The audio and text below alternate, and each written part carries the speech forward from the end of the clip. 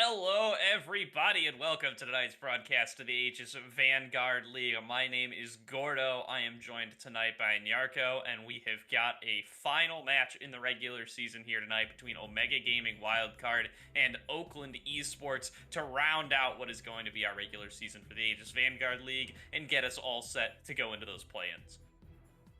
Yeah, it's great to be here so late into the season. So much action has already been witnessed, but that is not going to slow down tonight at all. Omega Gaming Wildcard standing here at 3-3 against Oakland Esports at 3-2. One more game on the side of Wildcard so far, and that kind of means that they're a little bit more locked in with their position. Oakland Esports still has a little bit to vie for. Yeah, absolutely. Here, Omega is sitting at 3-3, as you said, and they're pretty much locked into their spot. Seeding for the play-ins matters here. Better to be third than fourth, better to be fourth than fifth, fifth than sixth, etc. But they are pretty comfortably in that play-in zone. They can't drop down to bottom two, regardless of the results tonight. They also can't ascend to top two. One team already has 5 wins, and there's teams with 4 wins that have more total game wins than Omega can possibly get. Oakland, though, the stakes are a little bit higher. They're 3-2. They've only played 5 matches, and so they have the capacity to be able to go 5-2, and that'll take you right up to the top 2. So they have the opportunity to move a little bit higher in the totem pole with a really fantastic week number 7 and some favorable results for them elsewhere in the league.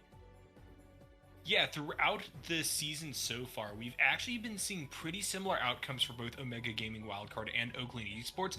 The teams that they have consistently beaten are the teams that the other team has beaten as well. So Kegamos Fanboys, Glacial Esports, Tempest Gaming, these kinds of matches that we've been seeing kind of paralleled on both sides. That being said, Oakland Gaming ceiling, if they're able to really pull out a historic run here in this last week, definitely a little bit higher. And with that in mind, I want to ask you how you think this latest kind of iteration of the metagame might affect how champions are being picked up by Oakland.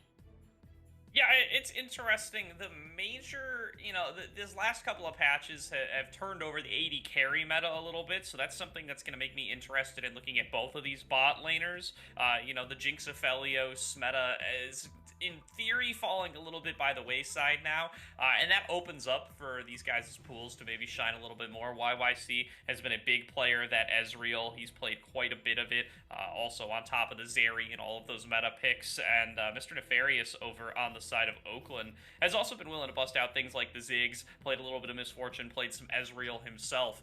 So seeing those bot lanes start to open up a little bit more, certainly something that I'm going to be interested to be taking a look at. The other notable changes are, the Gwen and the Xin Zhao falling a little bit by the wayside following their respective nerfs, but all of these guys and a lot of people in this league were willing to play other champions regardless. The one exception to that might be I Am Javi, who was really spamming that Xin Zhao for a lot of the regular season, but everyone's gotten a little bit more used to those nerfs these days. It was a whole patch ago now, and he's certainly one that's been willing to expand his champion pool and play other stuff as well. Yeah, a lot of peaks and valleys regarding where champions are beginning to end up in the meta, and I think that we've been seeing enough diversity from both teams that nobody is going to be particularly blocked out from playing something that they're comfortable on. Obviously, we do have preferences out and about. Mr. Nefarious may look to contest that Ezreal pick that YYC ADC has also been on recently, it being really the only champion that they have played outside of that Jinx and Aphelios duo that we've seen for the past 2 or 3 weeks basically on the side of Oakland Esports. Yeah, definitely. That Vi ban coming out real quick there does seem like there's at least going to be some amount of scouting going on here to target what new picks in the jungle might start popping up here for the side of Mushin. He's been playing a lot of different stuff already this season. Played a lot of Viegos and Xiao Li Sin, like pretty much everyone else. Was also somebody who really embraced that Gwen jungle during its short stint there. Haven't seen any Vi yet, though, so that ban is really interesting to me. We'll see as the series goes on if we might bear a little bit more fruit from that particular selection. Omega, though, with the first pick of the draft, the Ezreal is on the table, but it's going to be the Hecarim that gets locked in right away here. We're back in Hecarim Udyr meta, baby, and I'm here for it for at least a week or so until we all get bored again. There were always some rumblings of Hecarim just kind of rising to the top again, but I think that this recent style of build we're seeing out of the champion, where you have that turbo chem tank into Manamune, has just kind of really catapulted him back to the top of being a highly contested pick there in the jungle. Speaking of highly contested, we have a Caitlyn coming through here on the side of Oakland Esports. They are going to utilize the opportunity to grab that champion second here and is going to tag it along with the Ari. Even though those nerfs have come through, we still see pro players oftentimes picking up this champion and putting her into the mid lane. She still has great approach options and the ability to really lock down a lot of key players on the side of Omega Gaming Wildcard. So I'm really happy to see Keelan continuing to bust out that champion. Meanwhile, Jin going over to the side of Omega Gaming. Yeah, there's some of the little bit of the new 80 carry meta coming on through. No Jinx, no Aphelios in the draft, and yet neither one is locked in either. This is a very rare sight in 2022 thus far. It is going to be the Caitlyn Jhin, which is not total strangers to the meta. We've gotten to see a little bit of them all year long. Now going to be facing off against each other, both pretty aggressive laners here. I'm curious to see if we end up with one of these aggressive bot lane pairings for the Caitlyn, and there it is. The Lux gets locked on in as that duo. We know Dignitas has loved spamming this one in the LCS. It's gotten played a fair bit here by the side of Oakland as well. And now, with the opportunity to punch out supports and get them off the table, they're going to be very happy to lock in that Lux. Meanwhile, over on the side of Omega, they've got a great opportunity to pinch the jungle pool even farther here. I expect to see picks like that Udyr, maybe the Viego as well, to hit that ban list. And we see the Gangplank ban coming out of the side of Oakland Esports. Given the way that we're seeing Omega Gaming Wildcard beginning to build up their pool, I'm happy to remove this big burst threat in the top lane out of the meta here. At the same time, it looks like OGW is actually going to choose to remove a Tahm Kench here. I think that given the champions that Oakland Esports have picked up so far, it'd be really nice to have a beefy front line of that sort. And so we're really beginning to see both sides kind of settle into the broad archetypes of top laners that they're looking to take out here. Gwen going to be the other ban from Oakland Gaming Wildcards, even with her nerfs kind of impacting her in both the top and jungle roles. She is a fantastic flex pick, and I like the fact that that's going to be pinched out here. Yeah, I guess I'm just a liar now, as we're just going to see top laners banned all across the board for both sides, so nobody particularly concerned with the mismatches coming on through here. Volibear still going to be available, so he is just going to lock that one on in there. Should be a solid counter pick up against the Hecarim. Could be proactive early, can make some plays happen. Not at all surprised to see that bear coming on through. The Gnar has already been locked in here for the side of Omega Gaming Wildcard. A billion top lane bans end up coming on through, but nonetheless, that Yordle in the top lane can still be relied upon as a safe blind pick and as a powerful team fighter to pair on up with this Hecarim, with this Vanguard that they've already locked for themselves. Nautilus going to come through as the support now to face off against this Caitlyn Lux lane, just agreeing to seed it early on to get themselves pushed in and to do their best to be able to scale on up into the later game. Now we will see what is going to be the selection here for the top lane. Over on the side of Oakland, it's John. What will he select to face off against this Gnar?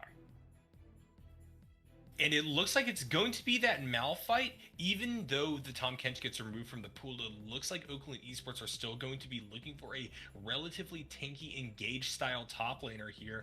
And I think that the Malphite pick, frankly, is just one of my favorites to see. I understand that he is absolutely one of the most boring things to lane with early, but his potential to just completely turn team fights around with his ultimate just makes him a spectacle to behold. And I want to give a quick shout out to one of the other casters that I often work with, Industrial, and just pray on her behalf for them to actually build AP this game. It's something that we don't really get to see super commonly, but it is also at the same time incredibly fun to get those one-shots going. That being said, definitely a lot of solid AP damage already on the side of Oakland Esports, so that hope may just stay as such.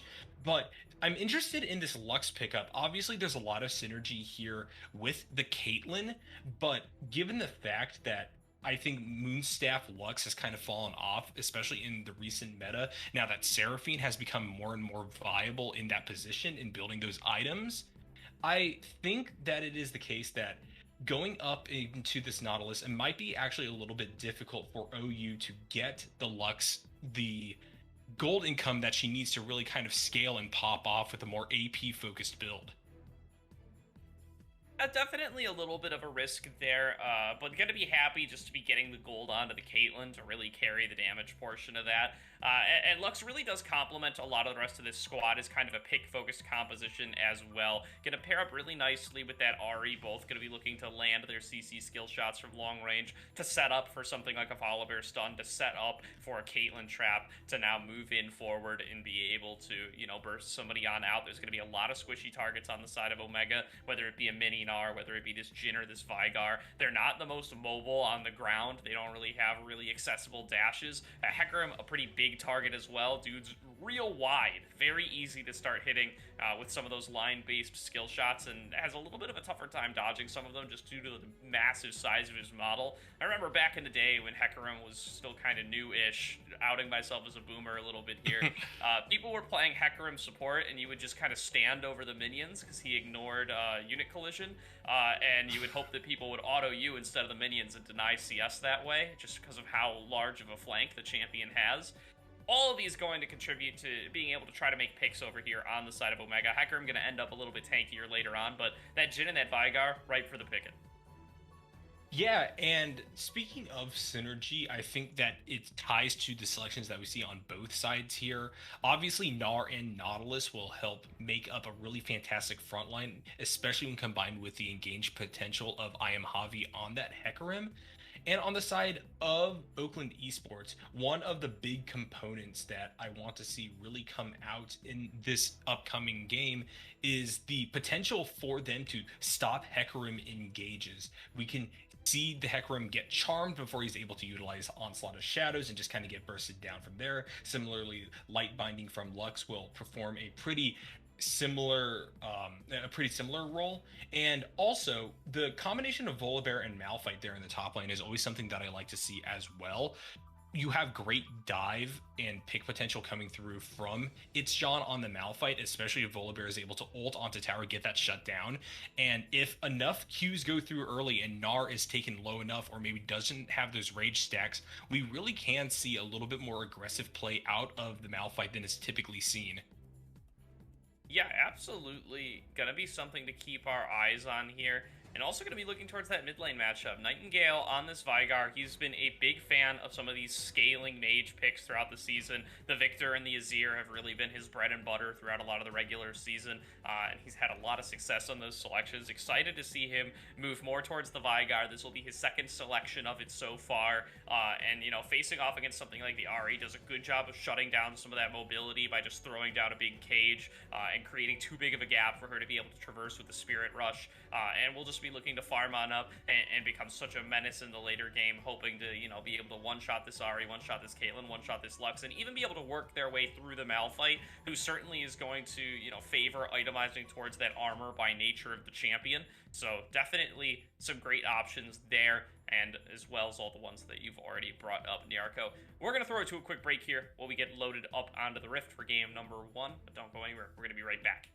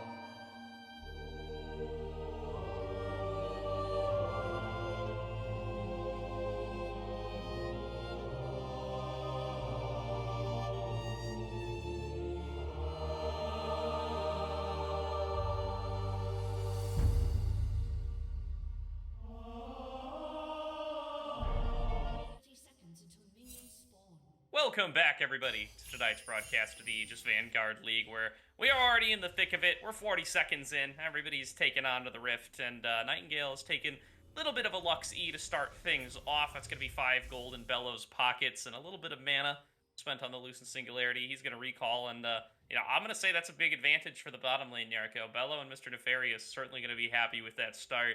The 5 extra gold going to get Lux to rewarding item just a little bit faster. It's like 20 extra gold. There was something standing near her right there. So, yeah, a financial disaster to be sure to start off this one. Oakland Esports, small advantage at the very least going into that lane. No buys or anything like that. No crazy invades. I think we're going to get a classic, nice old game of League of Legends here. We see I'm Javi starting at the top side of the map, going to get that leash from AXM, and that has kind of freed up Oakland Esports to move down here while Omega Gaming Wildcard wait in the wings. Yeah, definitely trying to look a little bit like they were leashing there. They were not, and going to come out on the bad side of this trade as well. Multiple skill shots landing there for Mr. Nefarious and Bello. YYC going to go down to about 200 HP there. Definitely something to keep in mind. Worth pointing out, I Suck is 35701. It's been a little bit of a rename here.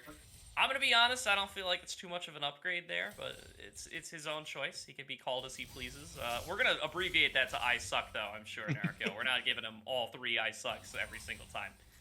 Well, it depends how hard they suck, you know? I think that we will be able to adjust that a little bit as time goes on. We will emphasize the number of sucks in the name depending on how disastrously this bot lane goes. So far, they're taking a lot of poke. This is giving Bello and Mr. Nefarious the advantage of this first wave crashing. But honestly, this is about what's expected going for this Nautilus. Clearly, Omega Gaming Wildcard have bigger plans, especially later on. We might also see I Suck actually kind of roam up through river, get some plays down onto the mid lane, especially if Vanguard is able to land something like a baby cage down, and that will just allow for a dredge line to land and a whole raucous gank to occur. Yeah, first recall, really, we're going to be looking for these supports to start to move their way out of the lane. I want to also call out, It's John does have pressed the attack on the Malphite, so definitely a unconventional choice to be sure. Does not appear to have requested a remake or anything of the sort, so will be played out for the rest of the game like this. So far, hasn't held him back too far against Gnar. He's been able to pick up every CS thus far, keeping even with Axum. But you gotta believe, especially coming into the later game, that he may be a little bit lacking in stats that he would otherwise have. And we'll see what build path It's John ultimately decides to go with here. There are some kind of out there builds that will synergize with press the attack, but I really doubt we'll be seeing anything of the sort. I think that as it stands, Oakland Esports would really benefit just from a full tank Malphite able to ult in, get engages started, and just broadly act as a damage spun. Mushin there on the Volibear, starting to go for this topside Scuttle Crab here. They're going to meet Hecarim in the river. We'll see if this is any action. Javi goes in here on a Mushin. Mushin going to flash on in, go for the stun. Going to get stunned himself. Nightingale going to be the one who ends up getting melted down first, though. That's first blood going over to the side of Oakland. Javi going to trade it back, though. Has the Rampage stacks going. Wants to keep going onto Keelan. Keelan going to flash away, going to guarantee the orb to pass through, and that's going to be enough to pick up a kill. Axum flashes, throws out the boomerang. Doesn't manage to land it, though. That's going to end up being a 2-for-1 for the side of Oakland Esports. They outplay. They get the first blood. They get it positive, and they go into the bottom lane as well. That's going to be Bello getting engaged on here by I Suck. He is going to survive it, just a tiniest bit of HP. No kill's going to go on through in the bottom lane, though. So many summoner spells burnt up in the matter of a minute here. Keelan and Nightingale both out of their flashes mid lane, and meanwhile Ghost and Flash expended for I'm Javi and Mushin respectively. I really like the aggression that we saw there. We saw the willingness for Oakland Esports to continue to push forward and contest that Scuttle Crab. We know that Ahri has a lot of strong advantage here early, but she may be getting chased down. Oh, she lands the charm, though. Looking to make the trade onto Nightingale. Not quite going to have the damage, though. Javi gets the devastating charge back up, runs it through that Ahri, and is going to be able to even up the scoreboard there at 2-2. Both kills going over to Javi here. He's going to be a big horse early on in this game. And given the threat that Volibear is going to pose to him in the 1-for-1, he is going to be pretty happy about that situation. Yeah, I was just talking about Keelan playing pretty far forward, trying to abuse the early advantage that Ari has into the Vagar, but right there we didn't really see it pay off. Instead, a big gank going to come through for the side of Omega Gaming Wildcard, evening up that score, maybe a few hundred gold worth of a lead over to Oakland Esports currently, just because we see some farm advantage, especially there in that jungle. But at the same time, a big horse, of course, for the Hecarim really coming through here and will be forever now a very, very dominant force. It's going to be a premium just watching to see where the champion is on the map. Busting some rhymes there, Nyarko. Love to see it, my man.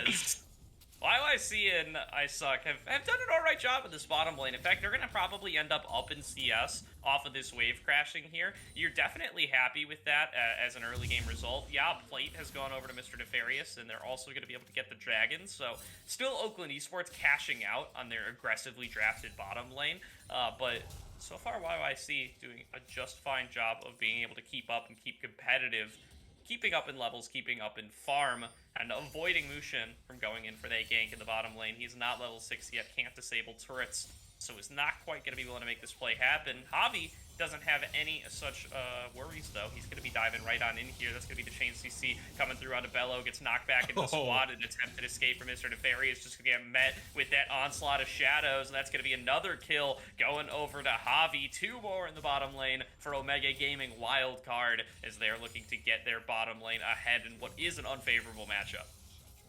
And the rotations and foresight coming through for Omega Gaming Wildcard in a big way here.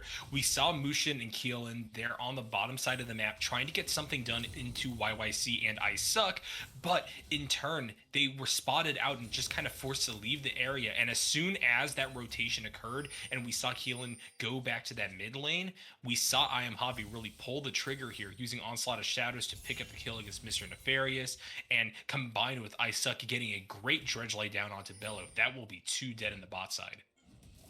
Huge move there for this side of Omega Gaming Wildcard. They're already set up to really be able to scale up and be this strong team fighting comp later on. Oakland Esports, nothing to scoff at either, but things like this Caitlyn going to struggle coming into the later game, and that's going to be more CC coming through on an Mr. Nefarious. He has got the Ignite on top of him, but YYC doesn't care. He flashes forward. He gets that execute with the 4th shot.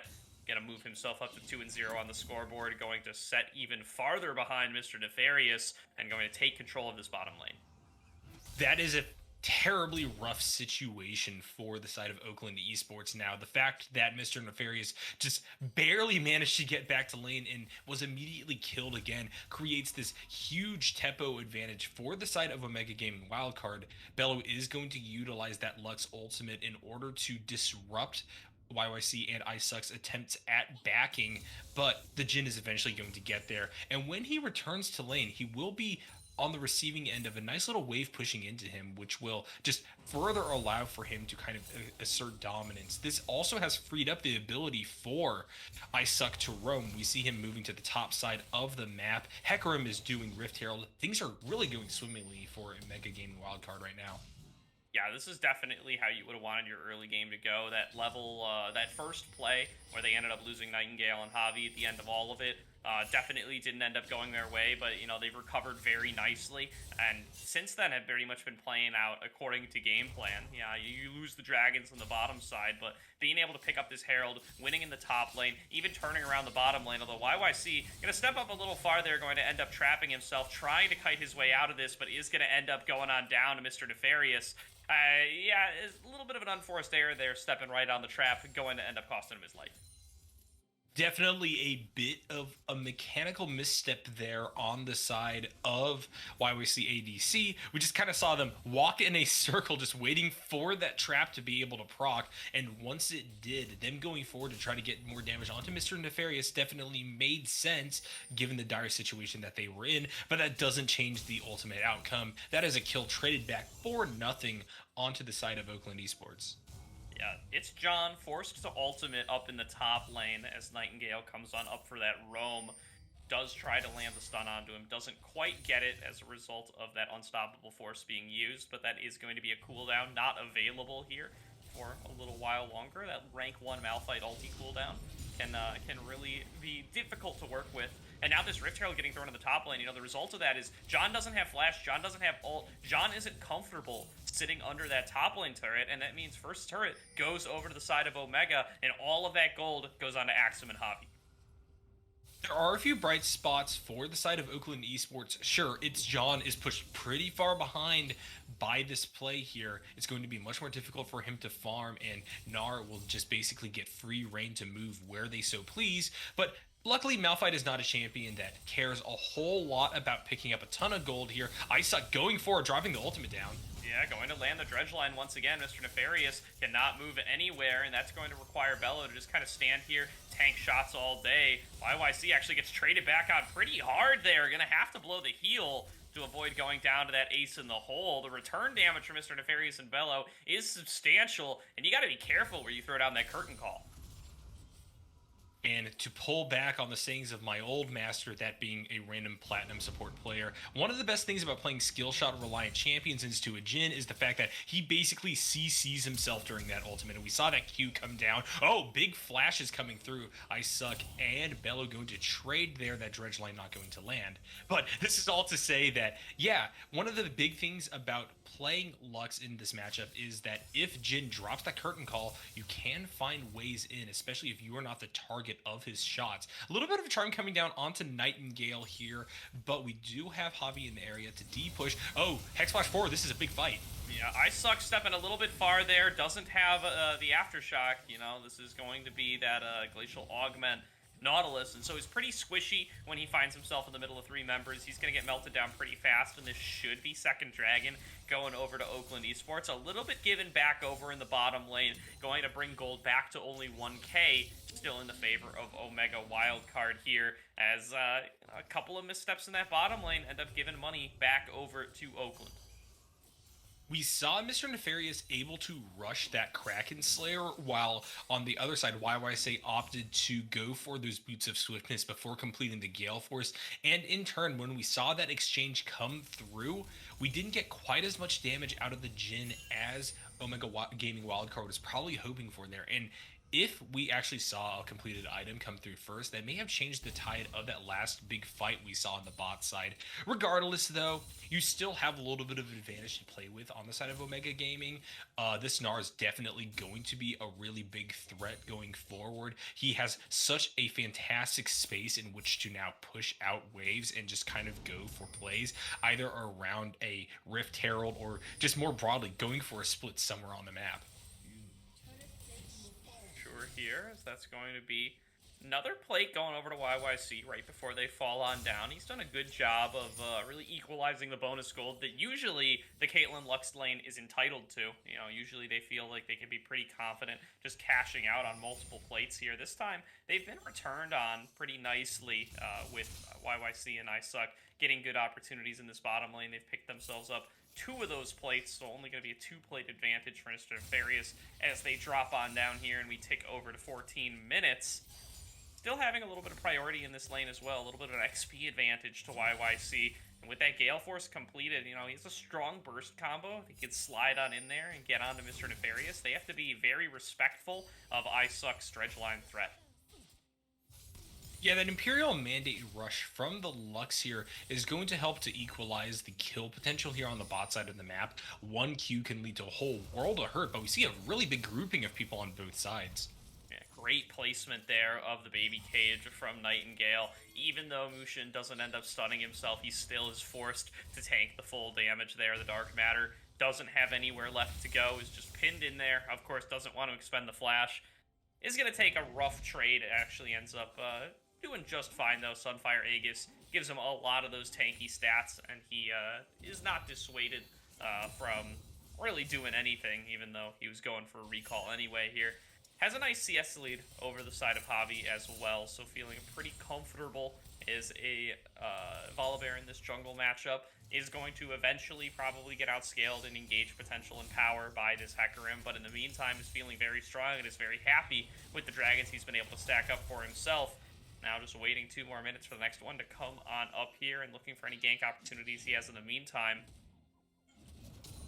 And when we're looking at itemization pretty broadly here, we're seeing some really interesting choices coming through for the side of Oakland Esports. That Ari is going to, in the mid lane, go for a Luden's Echo over a more typical Everfrost that we've been seeing. And that might just be due to the fact that they have been staying pretty on track regarding their CS, as well as picking up that little bit of early gold from the kill down onto I Am Javi.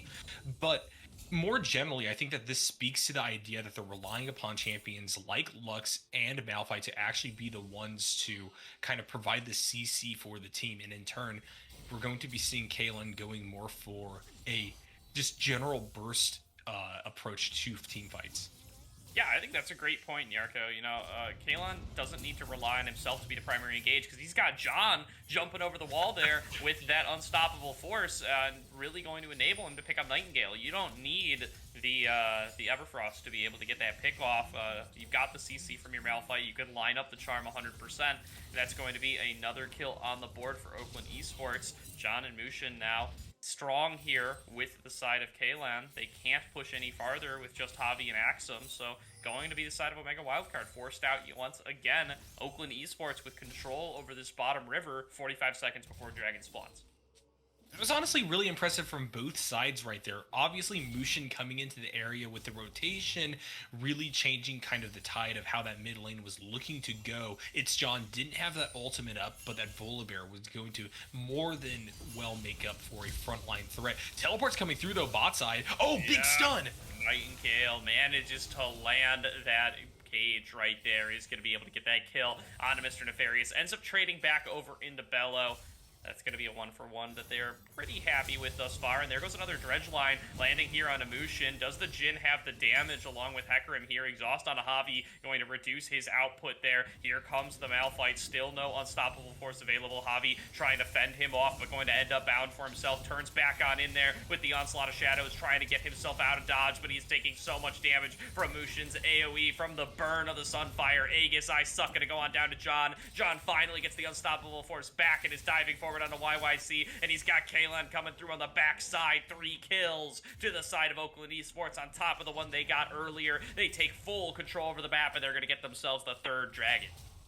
The double fun fire extending that fight for so darn long that unstoppable force came back up for It's John and allowed for the cleanup crew to be in full effect for Oakland Esports. They have to be incredibly happy with that last moment or so. They just managed to dictate the pace of that fight so fantastically. The fact that a lot of the big damage dealers like Nightingale went down really early on just allowed for them to plow through and take out many members of Omega Gaming.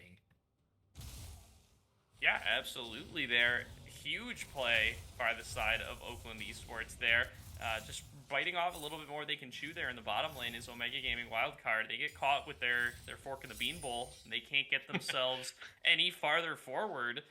They just get forced on back after trading 1-for-1 with Nightingale and Bello and end up losing the rest of their team for it. Fork in the bean bowl. I am stealing that one, Gordo. But yeah, I think that for the time being, Omega Gaming kind of has to chill out a bit. We do have Rift Herald down, and it will be Baron spawning in about a minute here. Neither team really has the damage output to do it super early, but at the same time, I don't think that you could go for much more than picks right now, especially as we see that Ari really beginning to hit their stride here in the mid lane.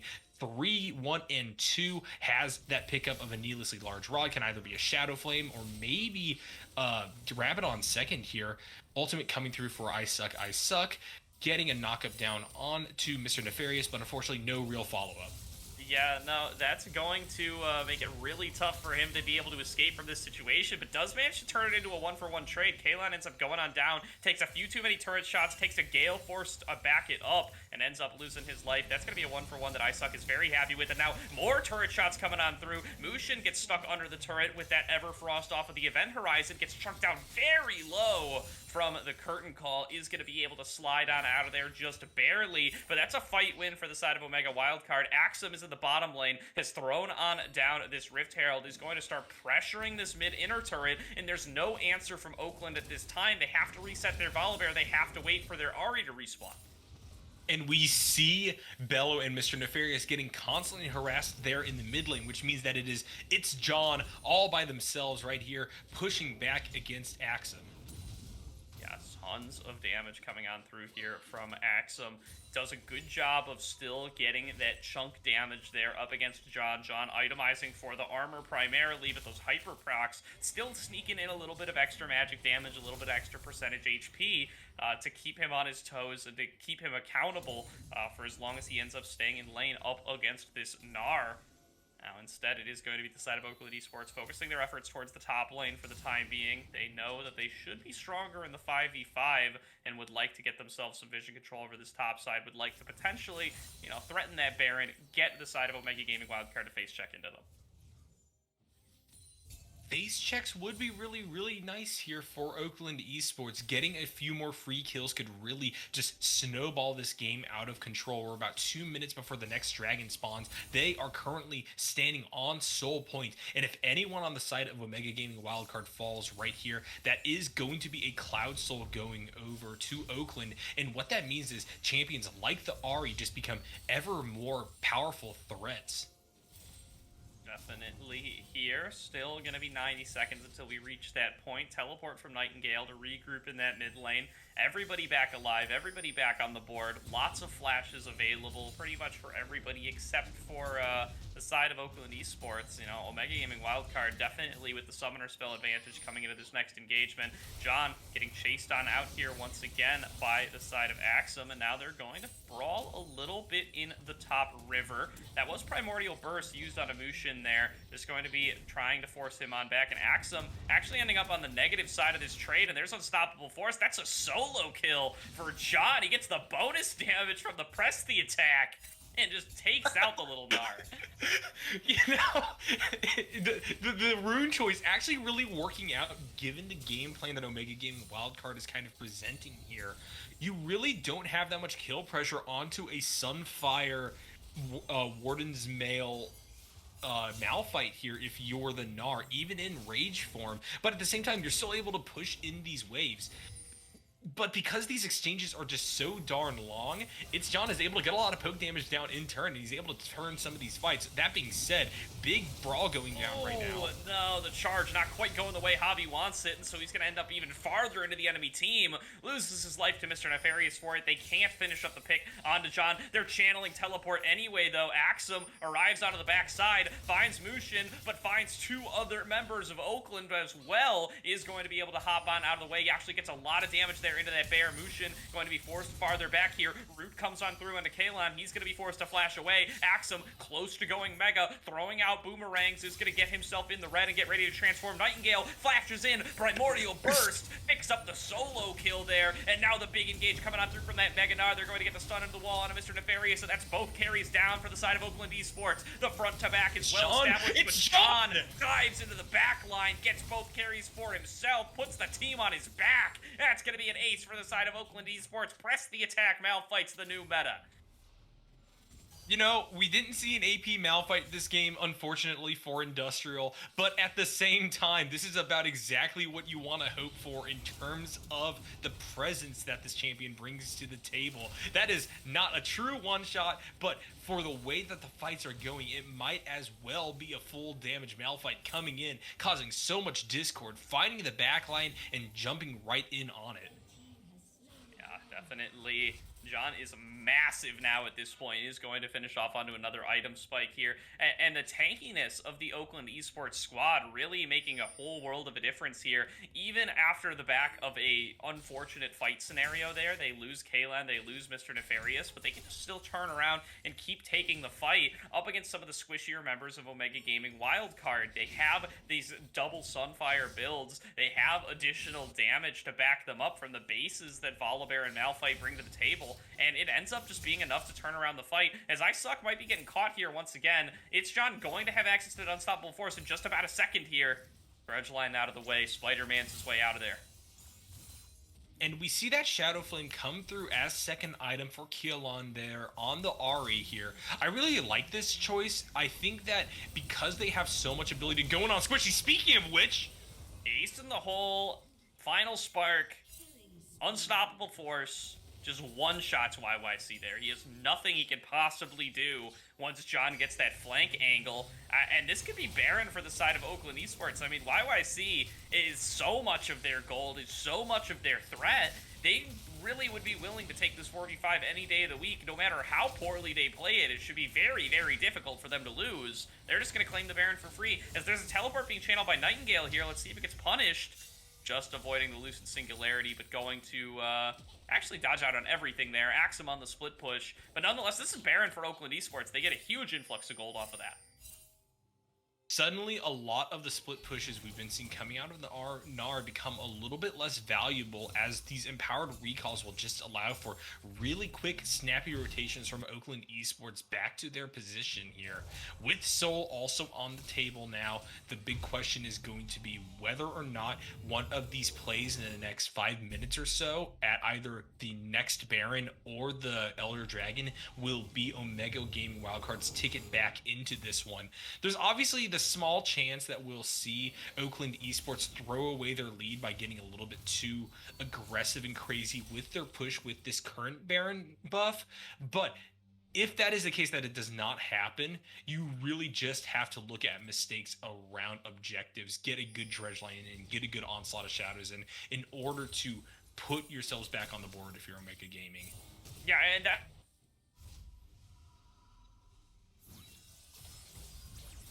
I think we may have lost Gordo for a second there. A little bit of cutout, but for the time being, you're here with Nyarko.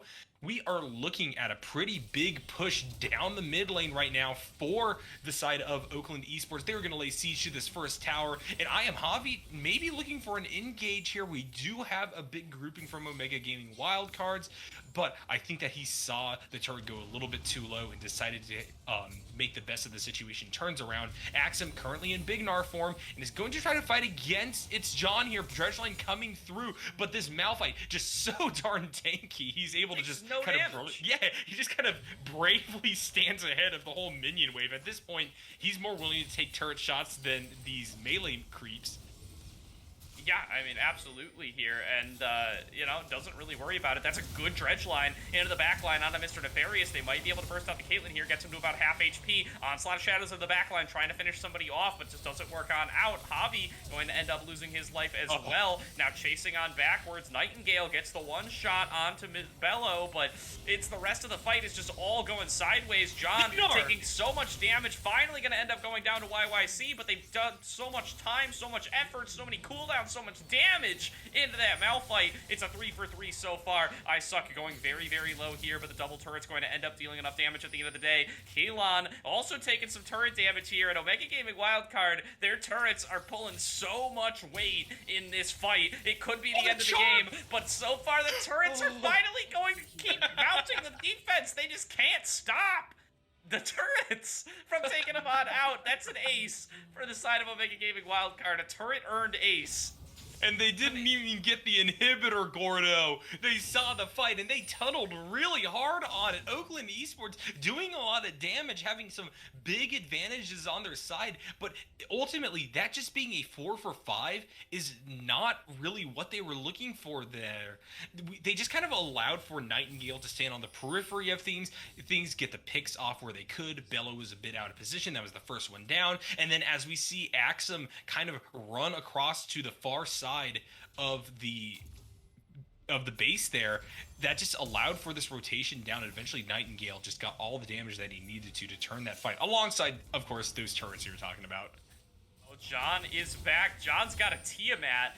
He's looking to just keep fighting in the middle of everybody here. Going to dive in onto Javi. Javi's going to get one shot. John picks up the kill credit, and it's a 5 versus 4 on the map once again. Axum trying to force the fight, gets a 2-man stun, but there is no follow-up. YYC is getting caught up in the traps. He can't follow up on his top laner, and so his top laner goes down. Mushin keeping the fight going here, as is Ari diving forward with the Spirit Rush. I Suck going to fall on down. Stuns coming on through from Mushin. YYC trying to kite it on out. He's the last man standing, as well as Nightingale, who's coming in through the bottom lane, but these two carries are not going to be able to defend their base all on their own. This is going to be Oakland Esports bringing in the minions and closing out game number 1. Took a few hiccups to get there. I really thought we could see a bigger turnaround from Omega Gaming Wildcard, but Oakland Esports utilizing their dominance from early on in the game to leverage one more team fight for the win here. Really well earned. Yeah, a fantastic game there from Oakland Esports. Omega Gaming Wildcard, after botching that first play just a little bit, really did seem to be getting themselves in the driver's seat. They were winning and getting favorable plays in pretty much every lane. Axum was winning the 1v1. Nightingale had gotten back into the game pretty nicely by picking up that one kill. YYC and I Suck, especially, were doing great in that bottom lane with back-to-back plays in the 2v2. But Oakland Esports, they turn back around, they rally, they utilize what their team comp is good at, which is, getting into these mid-game fights, being big and strong and beefy, and being able to make these picks. And they make it work over and over again. They just end up shutting down Omega Gaming Wildcard's efforts to get these fights in. They deny any real scaling efforts coming on through from the Vanguard. They out-tank any damage that can be thrown at them from this Wildcard team comp, and they come out ahead. Yeah, it was that crucial fight there on the bot side of the map that extended on for just a little bit too long that Oakland Esports really began to grab the game away from the side of Omega Gaming Wildcard. I ultimately just have to give my hand over to It's John right there. I understand that so many people on Oakland Esports pulled their weight through and really kind of made this a team effort leading to a victory, but it is so funny to see a press the attack Malphite just come through and continually get great unstoppable force ults off and just turn the tide of several battles in favor of the red team here. Really going to be interesting to see whether or not that pick gets through again. And overall, I'm really excited to see adjustments coming out of Omega Gaming. They clearly have what it takes. They have great understanding of macro and rotations. And the question will be, can they bring that to action a little bit more here in round 2? We'll have to wait and see. We're going to throw it to a quick break here. We'll get into draft for game number 2. We'll see you in just a couple minutes. Everybody panic. Hold on. I'm about to say something really cool. 3, 41, 9, and lift off! No one dies screaming without me. I feel like I forgot to shoot something. You're starting to bore me. She's such a loser, always ready to cry. Ah, come on. What's the worst that could happen?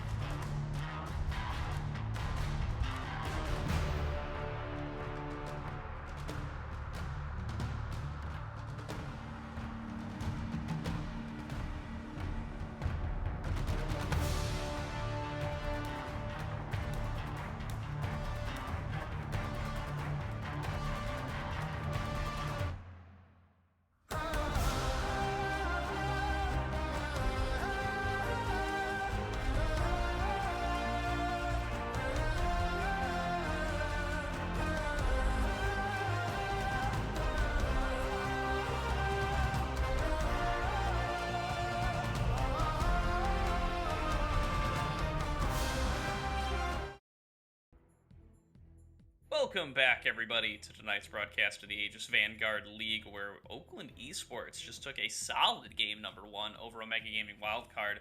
Looks like we're keeping the same sides here for game number 2, as Omega will be on the blue, Oakland Esports on the red. And Yarko, we talked about this at the beginning of the night. Oakland Esports has a little bit more to play for tonight. They've still got 2 more series left to play. They still have the potential of ending their regular season 5-2, and a record like that can get you up into, those top 2 positions in your group and into that playoff spot. And we see that drive really coming through for Oakland Esports in game 1. They picked up a really strong victory here on the red side of the map, which they will be returning to. Pretty similar bans coming through this time as well. We will see the Hecarim and Caitlyn taken out this time, given the fact that Omega Gaming is going to sit there on that first pick once more. The Ari as well, something that we saw in the hands of Keelan last time, going to be taken out of this draft. Yeah, and actually Oakland making a change in their bans here. They sub out the TF ban for the Hecarim ban, and that leads to a TF first pick for the side of Omega. Nightingale going to be off the control mages this time, going to be going for a little bit more global pressure in the form of this Twisted Fate. This will be his first game on it, this split in the AVL. We'll see how that ends up working out for them, and if that's the recipe they need to kind of turn their fortunes around. They really didn't have time to scale up with that Vanguard in game number 1. This time, the Twisted Fate going to be able to be much more influential much sooner. And we were just talking about the Jinx Aphelios meta going away a little bit, and Oakland Esports going to bring everyone right back to reality with that pickup here. And, given the fact that we saw the Vi ban coming through for Omega Gaming Wildcard last time, and that not being the case this time around, this might be their chance to grab it here. Yeah, you could tell these teams. I'm not gonna pretend that I know. Oh, dude, you're locked in. But either way, I'm not gonna pretend that I know 100% for sure. But it feels like these teams must scrim each other, or at least must be in, like, close scrim circles, because these are bans coming on through targeted towards opposing champions that they haven't really shown so far in the regular season play.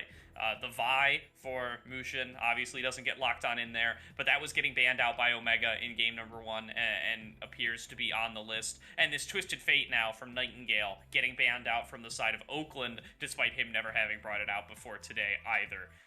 So definitely some interesting knowledge of each other's tendencies coming on through here for both of these squads. As that Xin Zhao going to get locked on in for Javi, his most played by a lot. No surprise to anybody that he's going to go for that champion. Even post-nerf, he seems comfortable to lock it in.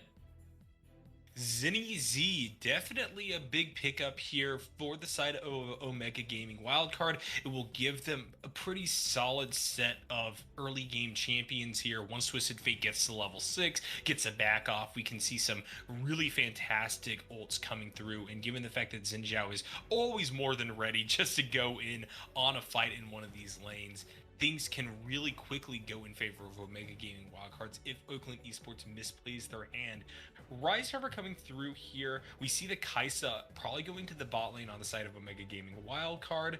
And now the question is, who will be answering the Twisted Fate? Aurelia actually going to be the pickup here. A champion we see both top and mid, can either go to It's John or Keelan.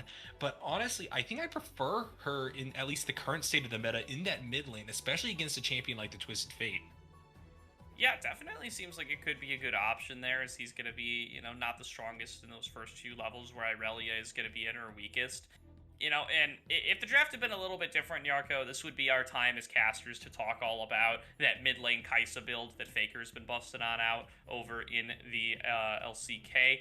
But of course, the Twisted Fate lock-in means that those dreams are pretty likely dashed.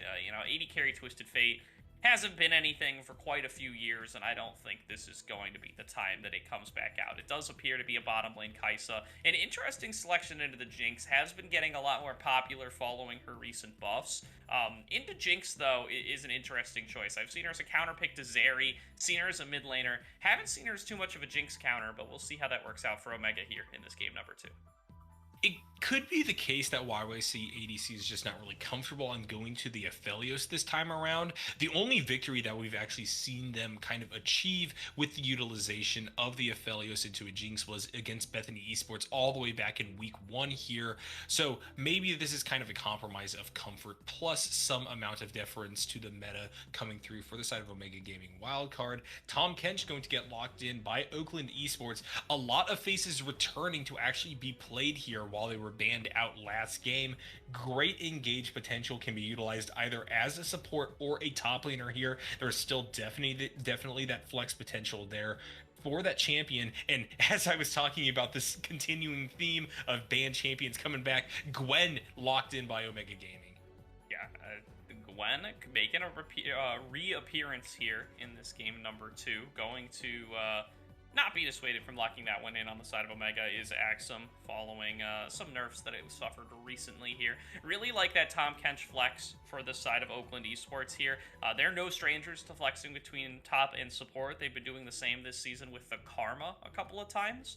And now that Tom Kench going to be doing the same. The Rel is a counter pick to Tom Kench I like a lot. Might want to influence Oakland to take that Tom Kench a little bit more in the top lane, as they're going to be a big risk of getting dove in this bottom lane if they take it support. They are going to take it, though. Rel does super well into the Tom Kench. She can shred that the big shield instantly with her Q.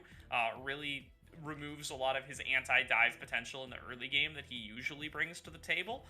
But they're going to be willing to take that matchup anyway. Tom Kench and Jinx versus the Kai'Sa Rel is going to be the lane for Oakland as they lock in this Graves counter pick to the Gwen in the top lane instead.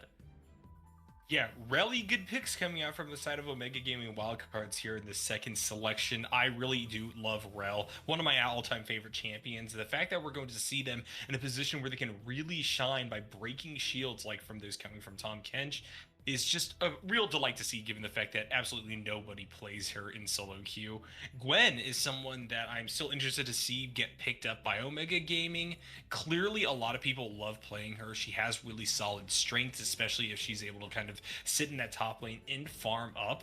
But at the same time, I really think that the range reduction on her E has been absolutely disastrous for her performance there in the jungle and top lane roles. Have you gotten the chance to touch her at all since the 12.5 patch came through, Gordo?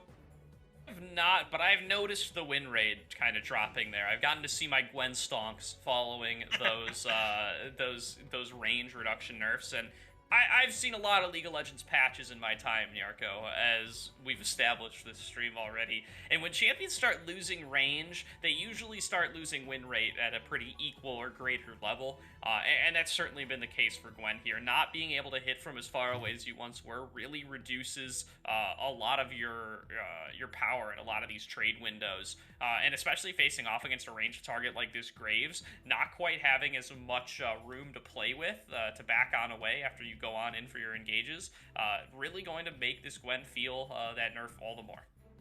Yeah, Gwen really going to have to just stay a little bit passive there in the hands of Axum. Stay near that turret, get to about 3/4 of the lane, grab your farm where you can, but I don't think that we're going to be seeing much trade potential against the Graves. It's John has the ability to just kind of E and W out of a lot of situations here. Gwen is just a champion that requires really solid positioning to make work, especially in extended fights against a champ that really wants to get away from you.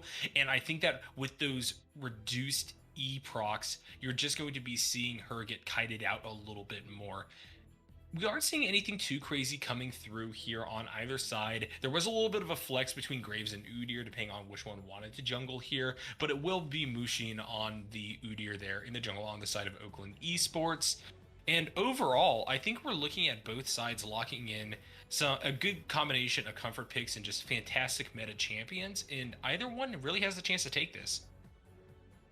Yeah, definitely here. I'm excited to see the Udyr coming through in the jungle. This is kind of the new meta versus the old meta a little bit. I haven't played a lot of the Gwen. I have been touching the Udyr a little bit, though, this patch, I got to admit. And it's a face roll champ. It's super good right now. Clears super fast, is very, very strong especially when you can start going in for something like that chem tank. You know, I think we're in the verge of moving back into the full chem tank meta, and Xin Zhao's just going to get left behind there. He's going to clear slower. If he doesn't get the early ganks off, he's going to end up just feeling weaker in general. His items aren't as strong. He's not going to be as tanky since they've nerfed things like the Gore Drinker and moved them more towards a D instead of health. And, you know, Udyr, he's just going to be a big beefy boy. He's going to run at you. He's going to hit you with the bear stance. He's going to do what he's meant to do. And I think he's going to outpace this Xin Zhao coming into the mid game pretty quickly, unless Javi can get on the board and can get things happening with the Twisted Fate that he's drafted for. You know, he's drafted to make the early game happen, to be strong, to start getting Gwen rolling, to start getting Kai'Sa rolling, and to run away with the game that way. And it's on Oakland here to just kind of sit back, wait to scale up, and trust that they'll be stronger later.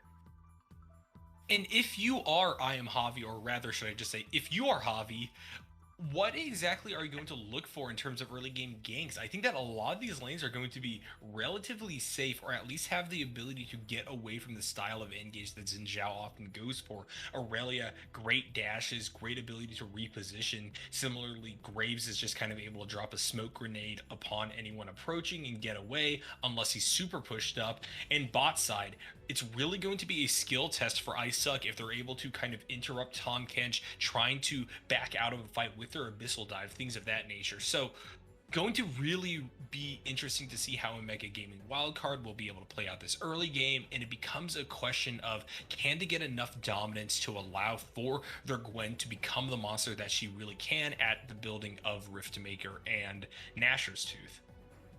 Yeah, that's definitely what we're going to be on the lookout for here. We're going to throw it to a quick break while we get loaded onto the Rift for game number 2. Don't go anywhere. We're going to be right back with more of Omega Gaming Wildcard taking on Oakland Esports.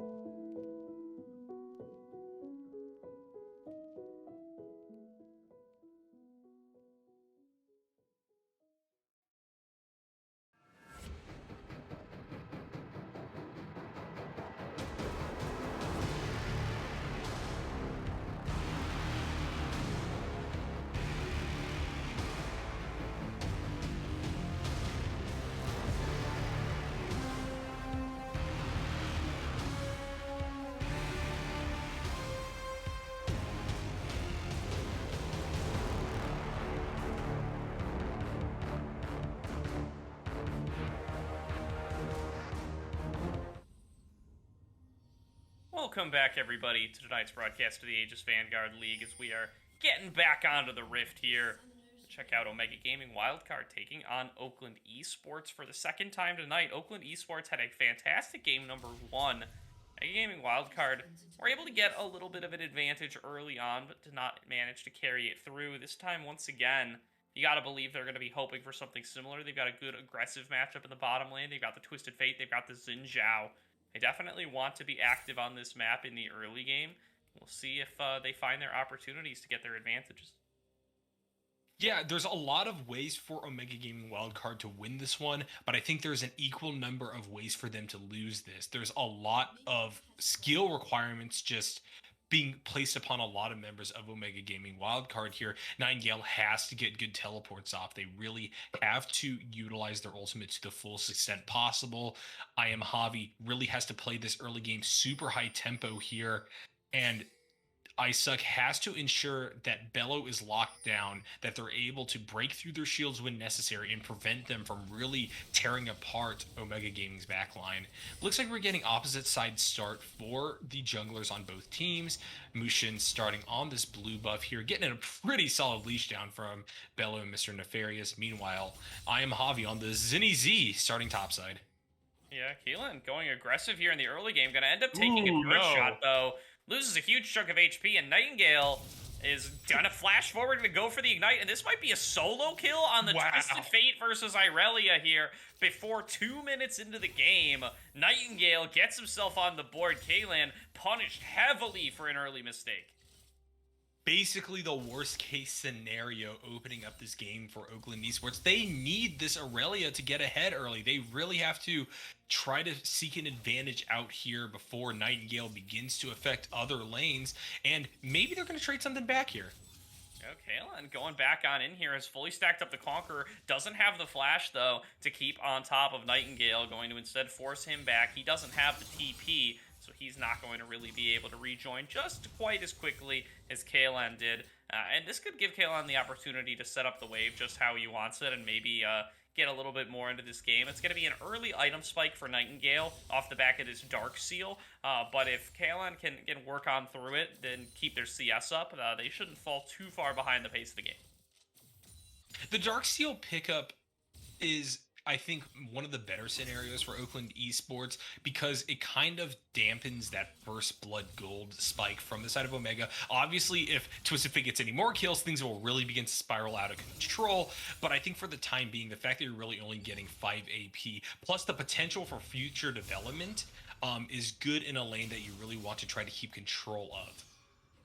Definitely. Bello at level 2, already making the move towards the mid lane, looking to see if Nightingale is going to push up aggressively once again. Doesn't end up finding anything here, but definitely going to continue to lurk around this area. Might find himself getting pinched here, though. Javi is waiting in the mid lane. They've got Isaac coming on up.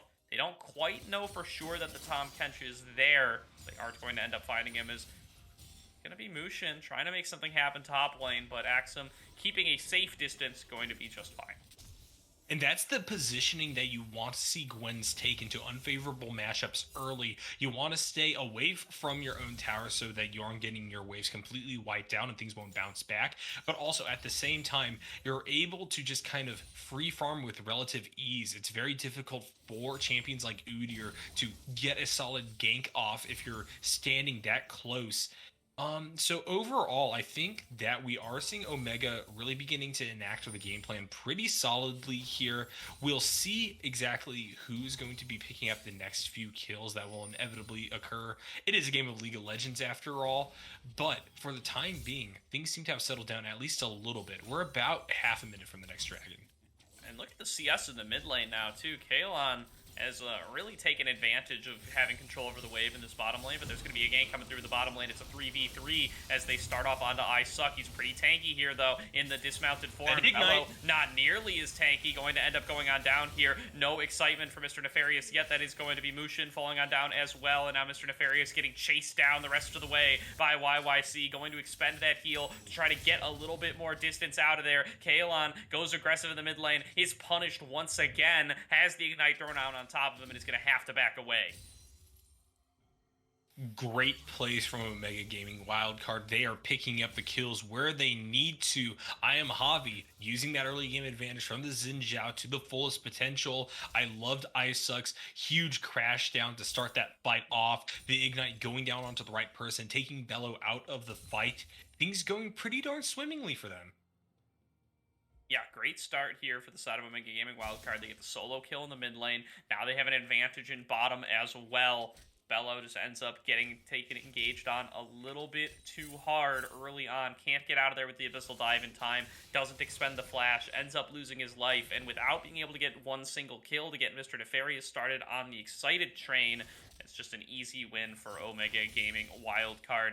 We're now sitting with 2 kills in their bottom lane. Now sitting with 2 assists on their jungler.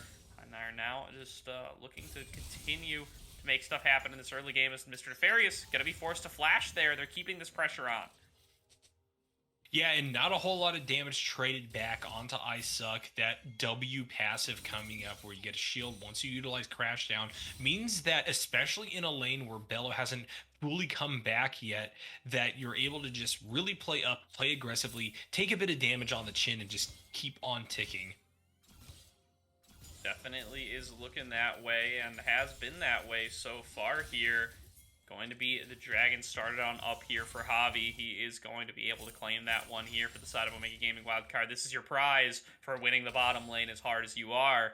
And Axum is keeping up in CS just fine in the top lane as well. We saw John having some good trades earlier on, but Axum has managed to keep himself up in CS, is feeling just fine here. Nightingale still a little bit behind in the 1v1 in mid lane, but has kept himself fairly close to parity as well. And it's just Omega Gaming Wildcard coming out ahead across the map so far.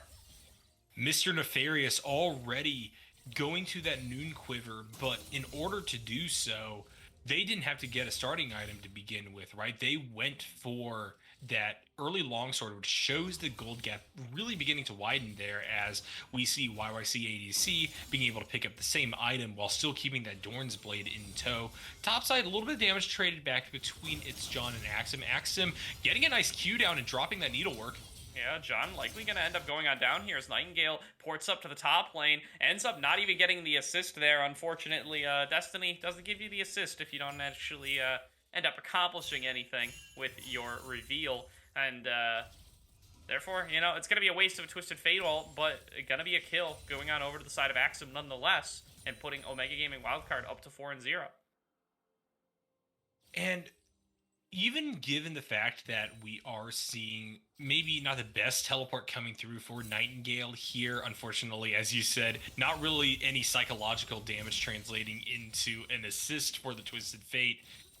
I don't really know what Keelan's going to actually be able to do with this gold lead that they've established, given the fact that they're up about, 2015 CS or so.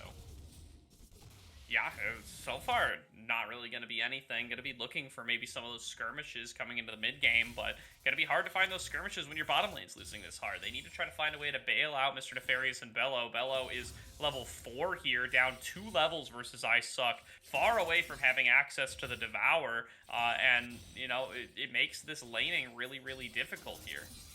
And that level 6 is a really big power spike for the Rel and bot lane for Omega Gaming in general. It's John in trouble here.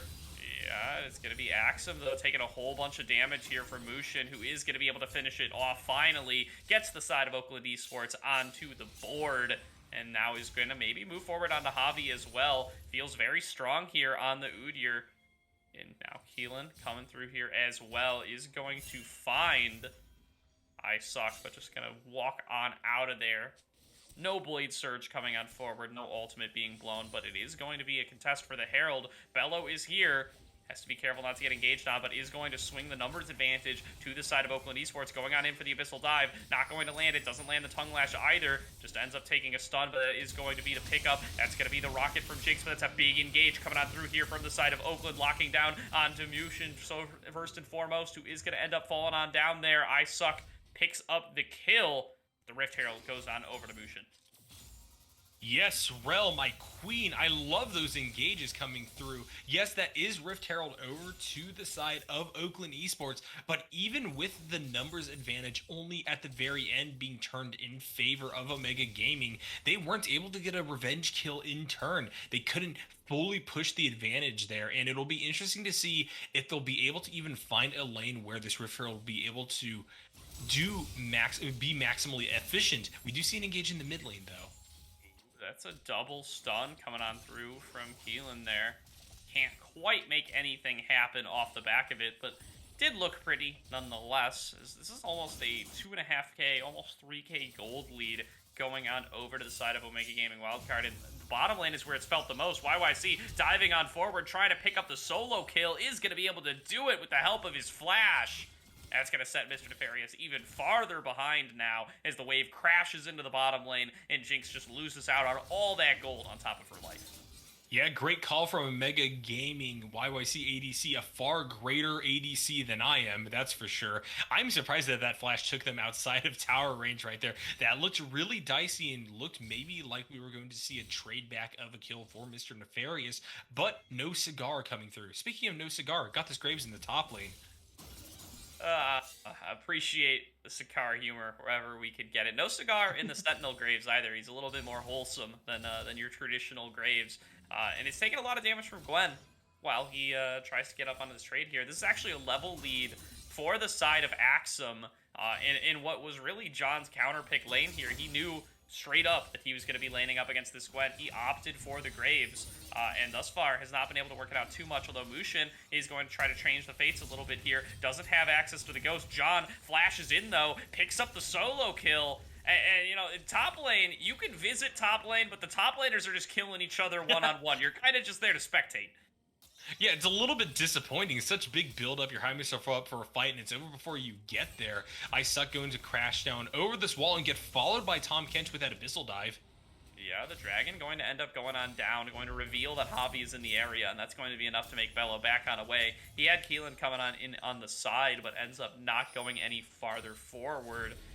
Now that's actually going to be a race to see who can get the first turret. The Drift Herald's going to get thrown down in that top lane. Should be able to claim that one here for the side of Oakland, so they get themselves a little bit. And actually, they're not even close to finishing off the bottom one either. They did not have a big enough wave. There were too many members of Oakland there to prevent it. And so that's going to equalize the gold pretty substantially. Only now a 1k gold lead, although there is an engage coming through from Isak. He's going to throw on down that Magnet Storm, looking to lock down onto Bello, who once again is going to go really low in that gray health. Doesn't even end up bopping the shield, though, and is instead going to back away and try to just regen it back on up. And that amount of damage down onto Isak and YYC would typically be pretty alarming given the fact that they haven't taken out that bot side tier 1 yet. But I am Javi here to kind of catch the gang as they move back towards this bot side of the map to meet back up with Mr. Nefarious and Bello. I like the rotations we're seeing coming through from Omega, but as you said, that dropped Herald topside is really able to kind of equalize the gold in this game and bring Oakland Esports back into it. Before all the action went down, I was talking about my worries regarding the utilization of that Rift Herald. I wasn't really sure if they would find a lane in which they were able to make a play, but luckily Gwen overextended a little bit, and even though things looked hairy for It's John, he was able to turn that back around, pick up a kill, but that same situation may be playing out again as we see Axum continuing to abuse that level lead to get big pushes on along with some poke. Yeah, John with the finished Eclipse plus an additional serrated Dirk there actually starting to hurt as he gets some damage right through that plated steel caps that's been built up by Axum. He's got a good window here where he is probably substantially stronger in the one-on-one. I say probably, like he didn't just pull off the solo kill a couple of moments ago, and now is even better in a position to be able to repeat some kind of performance like that, minus his flash, as this is Keelan roaming on up as well. They've got a little pinch onto Axum here. That's going to be the Destiny popped by this Twisted Fate here, though, to try to run a little bit of interference, going to show on up, going to stun up onto Keelan, who's going to be able to dash away, throws back on out, the Vanguard's edge, diving forward, Nightingale with a beautiful stopwatch to stay alive through the concussive damage, but is going to be able to finally make it into a one-on-one. John going to fall on down here, though, as here comes Mushin trying to get this kill onto Javi. Javi is sustaining through it, though. Tongue Lash doesn't land. Mushin finally going to be able to finish this kill. He's trying to make a big big stand. Bello devours him up, spits him out with a fat shield to try to turn around this fight. Not going to be able to get anything else, though. It ends up being a 2-for-2 in the top lane, but Mr. Nefarious in the one-on-one YYC keeps taking him down. The Jinx cannot stand up to the Kai'Sa, and that's going to be another big win in the bottom lane for Omega Gaming Wildcard. Wow. You know, on the top side of the map, I wasn't super confident in Omega Gaming Wildcard's overall play, and I think that kind of reflected in the fact it only came through as a 2v2. Axum, frankly, had the ability to just kind of over that Baron pit wall and just prevent an engage from occurring wholesale, but I think Nightingale was just pretty darn dedicated to utilizing their ultimate, and in turn, they come through and bring a pretty extended fight to the table here. Both sides rotate up really swimmingly, and the one silver lining for the side of Omega Gaming is the fact that you make this a virtual 3-for-2 by getting that solo kill bot side. This Kai'Sa, now really big. Absolutely massive there. Huge shout out to Nightingale for his performance in that last fight too. A beautiful stopwatch to avoid the collateral damage there from John. Bought so much time for the rest of his team. Meant that, you know, John and Keelan weren't able to be as forceful in the rest of the fight as they would have liked to be. They had to wait around to be able to finish off the Twisted Fate, and really lets Omega Gaming Wildcard turn it just a little bit more in their favor. And even though we are seeing that gold gap not being as large as the kills would lead you to expect, the fact of the matter is that the gold on the side of Oakland Esports is not really on who you want it to be on. That is an 0-2 and 0 Jinx right there. Only has the Kraken Slayer in boots versus Berserker's Greaves, Kraken Slayer, and several long swords on the side of the Kai'Sa here. So you won't have as much damage, especially if you try to go for something that's traditionally front to back here. And Keelan also now just getting that work done. Gonna try to fight here though. Going in onto Axum here, going to reach in back on up by hitting up on the minions for a little bit, and now here comes Mushin to try to turn around the fight. A lot of damage from the snip, but it ends up not being enough. That's going to be a Void Seeker landed for YYC. There's no way this man goes in for a 1 versus 3. I know you're strong, YYC, but there's no way you can make this happen. 3v3, though, much more likely. Bello going to devour up onto this Irelia. Keelan going to turn it on around, has the Vanguard's edge, dives forward onto YYC, trying to burst him out, gets a ton of damage on through, but it's just not quite enough. Finally, Javi going to fall on down and going to get Jinx excited for the first kill. Here comes John firing off the collateral damage, finishes off the kill onto YYC. Now it's I Suck getting chased away, and it's a replay from game number 1. Omega Gaming Wildcard, they overstep in the bottom lane and they get punished, though not quite as hard this time. I Suck and Nightingale going to stay alive for the time being, unless Nightingale steps up a little bit too far. Once again, Mr. Nefarious fishing for those crits, fishing for the zap, not going to get it, but Axum is teleported back on in. They're trying to kite this one on out. John going to deal as much damage as he can, but Mr. Nefarious going to end up falling on down there to the scissors. They start on up the dragon. They might not even be able to get that one in time. They have to respect this Gwen. They have to retreat back into their own jungle, and they have to give it up over to Omega Gaming Wildcard. This will be soul points, and a huge choice by Axum to come back in here on that Gwen, sitting at full health, all nice and pretty, running in, grabbing a kill, and rotating up for that dragon play. When things go so long in terms of these team fights so early, you really have to worry about these re-engages coming through, especially in cases where people have teleports like Nightingale and like Axum. Definitely here, big turnaround there for Axum. Ends up getting another kill onto Mr. Nefarious, who once again does not manage to scoop up a kill. They do manage to get one onto Keelan there. Is another target that they really want to get a little bit richer. These Irelia plays have been pretty clean, but so far have not quite gotten the big burst opportunities that they want. Wasn't able to finish off YYC instantaneously in the fight, and that means he gets to stay alive long enough to deal enough damage to really end up moving that one back in Omega Wildcard's favor off of a big flank from Axum. YYC now sieging in the mid lane, feeling stronger than ever with that Phantom Dancer completed as well. Yeah, and Rift Herald going to be dropped here. This will be the tier 1 taken. 2 towers now already out for Omega Gaming Wildcard. That is going to put a bit more gold back into their pockets. The lead standing at about 1.5k. Once again, a little bit surprising given the fact that the kill count is 11-7 here. But now, Jinx really showing that once you get excited, even at 0-2, you're able to do a bit of damage there on the bot side. So we'll see if we get Oakland Esports fighting around Mr. Nefarious a bit more here. If you're able to get those chain kills going, a big chance to even it back up on the horizon. Yeah, for sure here. Mushin constantly waiting around to the sidelines there, looking for a potential engage onto YYC. He doesn't have that big fast shutdown anymore, but he's still quite powerful, and they would love to be able to get him. John going to dash over the wall, finds himself in a 1 versus 2, though. This is going to be tough to outplay, as now there's even more members showing on up. Javi gets himself a free little kill there, as John delivers himself over the wall. Ooh, yeah, good pickup from the side of Omega Gaming Wildcard. This will just allow for them to find more pushes, or maybe another engage as we see the jump in. Yeah, multiple more kills potentially here. iSuck going to lock down on a Mr. Nefarious. Bello going to manage to abyssal dive his way out of dodge, but 2 off the map now for Oakland Esports. Omega Gaming Wildcard very happy with what they've accomplished here in the last 30 seconds, starting to move on up towards the Baron. And Baron could be the signaling of the end here for Oakland Esports. They really cannot allow for the lanes to get pushed in more than they already have been. We see the catch potential coming through for Omega Gaming Wildcards when they just kind of march into areas like the enemy's bot side jungle, and they're able to just grab so much value from those kinds of plays by continuing to push Oakland Esports off of their sources of gold income, such as those jungle camps. It becomes a real dangerous game that Oakland Esports has to play in order to try to get back into this one. We also will see the fact that a fight will occur in 2 minutes. There's basically no ands, ifs, or buts about it. This will be a second Cloud Soul in this series here, but when you look at the champions that will be going on, especially Axum on that Gwen, I really think that you're just going to have to see Oakland Esports contested.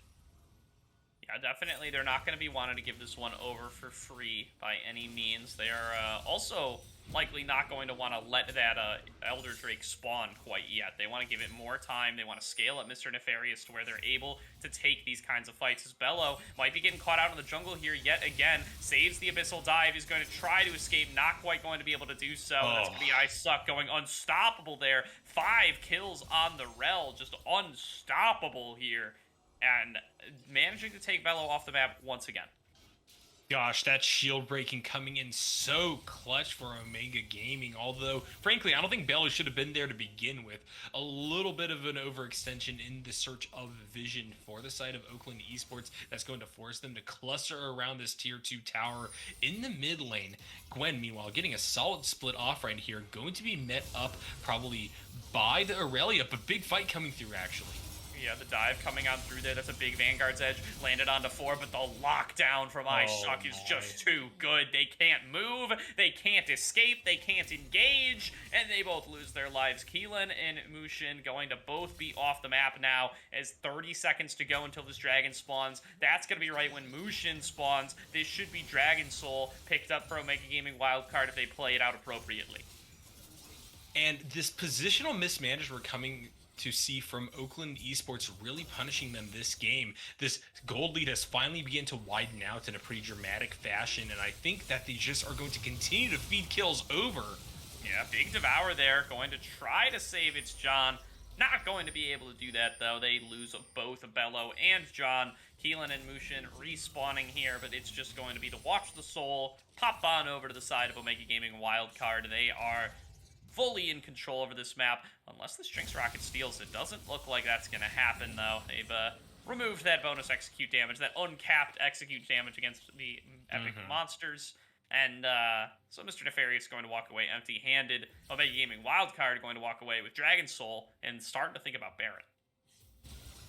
And Baron is definitely in the cards here. I think that given their recent pickups of items, we are probably on the verge of seeing just one more big team fight really begin to lay it down in their favor here. We have Keelan on the far side, but they're going to have to basically give this one up uncontested. Axum, though, wants a fight. Yeah, chasing here onto Keelan, and he's going to get one really close to winning that one up outright. Axum going to finally be able to finish that one on off. Keelan had a lot of burst damage in the tank, but it's not enough, as though Axum going to get his recall interrupted, was stuck in the shop there, getting chased down by Bello now. Exhaust comes on through, avoids the tongue lash, though. They don't have the chase down. That's going to be TF Ultimate popped, and that's going to force Oakland Esports to back away. Axum gets away with murder. I don't know if maybe they were using the mouse to click out of the shop or if they just missed the escape key, but that was a little bit too close for comfort there for the Gwen. I mean, honestly, kind of karmically sad that they didn't die for that one. Yeah, definitely a little bit there. The immunity on the tongue lash gets him that last little bit of distance. Graves not really able to collapse onto that. No ghost. Udyr also not going to be able to collapse onto that. And so it's just going to be an easy pickup there for Axum to walk his way on out. Say goodbye. Thank you for notifying me that my recall position was inappropriate. I'll go do better next time. Yeah, Axum going to come back to the field now with his Anya's Hourglass. Going to be really big, especially if we see them oriented for these team fights here. They are a little bit too far forward here on the bot side of the map, though. Yeah, Keelan trying to finish off this 1v1 once again, going to be able to land the ultimate. Oh, Barely gets on away with his life, but is going to be able to pick up that big shutdown up against Axum, and now 5v4 on the map. What can John do to defend this top lane? Nothing, as that's going to be an isolated Acathian Rain. Chunks him down to about 1/3 HP. Mushin falling forward onto Nightingale, going to force him back away from this mid lane turret as Keelan has to get his health back. They recall to try to regroup here. So far keeping their base turrets alive, but the force is not stopping here. They've got to try to find a way to back off onto YYC. Going for the stun. Keelan not going to end up landing it there, but they do manage to withhold. They do manage to keep their base standing. Yeah, the fact that the Gwen fell on the far side of the map and death timers are beginning to look pretty long means that they have a bit more life in them, but a big fight coming through now. Yeah, Javi a little bit locked on down there, is going to be able to walk away, though. It's now Icesuck coming through on the backside. That's going to be the TP interrupted, though, from the side of Keelan. He should be able to finish off that 1v1, but that's actually going to be a flash away from Nightingale to stay alive. Meanwhile, they've lost Mushin over on the other side. The teleport back on in from Axum turns around the whole fight once again. Keelan rejoining the rest of the team. Doesn't have the ultimate, but is quite strong on this Irelia. Trying to get the stun down on Axum. Not going to end up landing and going to get forced back away. Here's Bello trying to stay alive, trying for the shield, gonna get it shredded, ends up losing it. Now is going to be Axum continuing to march forward. Here's the TF ported back on into the fight. YYC is on a killing spree. YYC is finishing off the rest. Nightingale buys plenty of time. Axum ends up losing his life at the end of the day, but it's a trade for an ace, and it's a trade for the Nexus, and it's a trade he'll take every time. Omega Gaming Wildcard wins game number 2 and takes us to a game 3. Omega Gaming doesn't want to end their series on a low note here as we come to the end of the regular season for the Aegis Vanguard League. They want to go to a game 3. They want to stop Oakland Esports from being able to waltz over there and get another shot at the top spots. Yeah, and you want to break that 50-50, and you want to get better seeding for play-ins, regardless of whether it means the difference of whether you make play-ins or not, or whether you get to bypass play-ins altogether. Omega Gaming Wildcard, they want to be one of those higher seeds. They want to have a positive win rate at 4-3. Oakland Esports obviously wants the same here, but Omega Wildcard definitely not willing to call it easy here in their final week of the regular season. They want to get in this last bit of competition, and they want to come out successful from it, looking to move themselves up to 4-3. Now just one game away from being able to do that. Great presence of mind to make big plays continuously coming through for basically every player on the side of Omega Gaming Wildcard. I particularly want to shout out Icesuck on the rail, going for Dead Man's Plate Rush here, which just kind of allows for them to build up movement speed and rotate around the map really effectively. They got great angles on a lot of these fights, huge crash downs into Magnet Storms, really turning the tide and getting the correct displaces off. In turn, this just was a great game, really similar to the kind of dominance we saw out of Omega Gaming's enemies the last time around. Oakland Esports also has the potential to definitely bring it back. Going to be a real big match coming through here in the third round. Yeah, for sure. Really excited to check out these two teams in this game number 3 in just a few short moments. We're going to throw it to a quick break while we get into draft. Don't go anywhere. We're going to be right back. Everybody panic! Hold on! I'm about to say something really cool. 3, 41, 9, and lift off! No one dies screaming without me.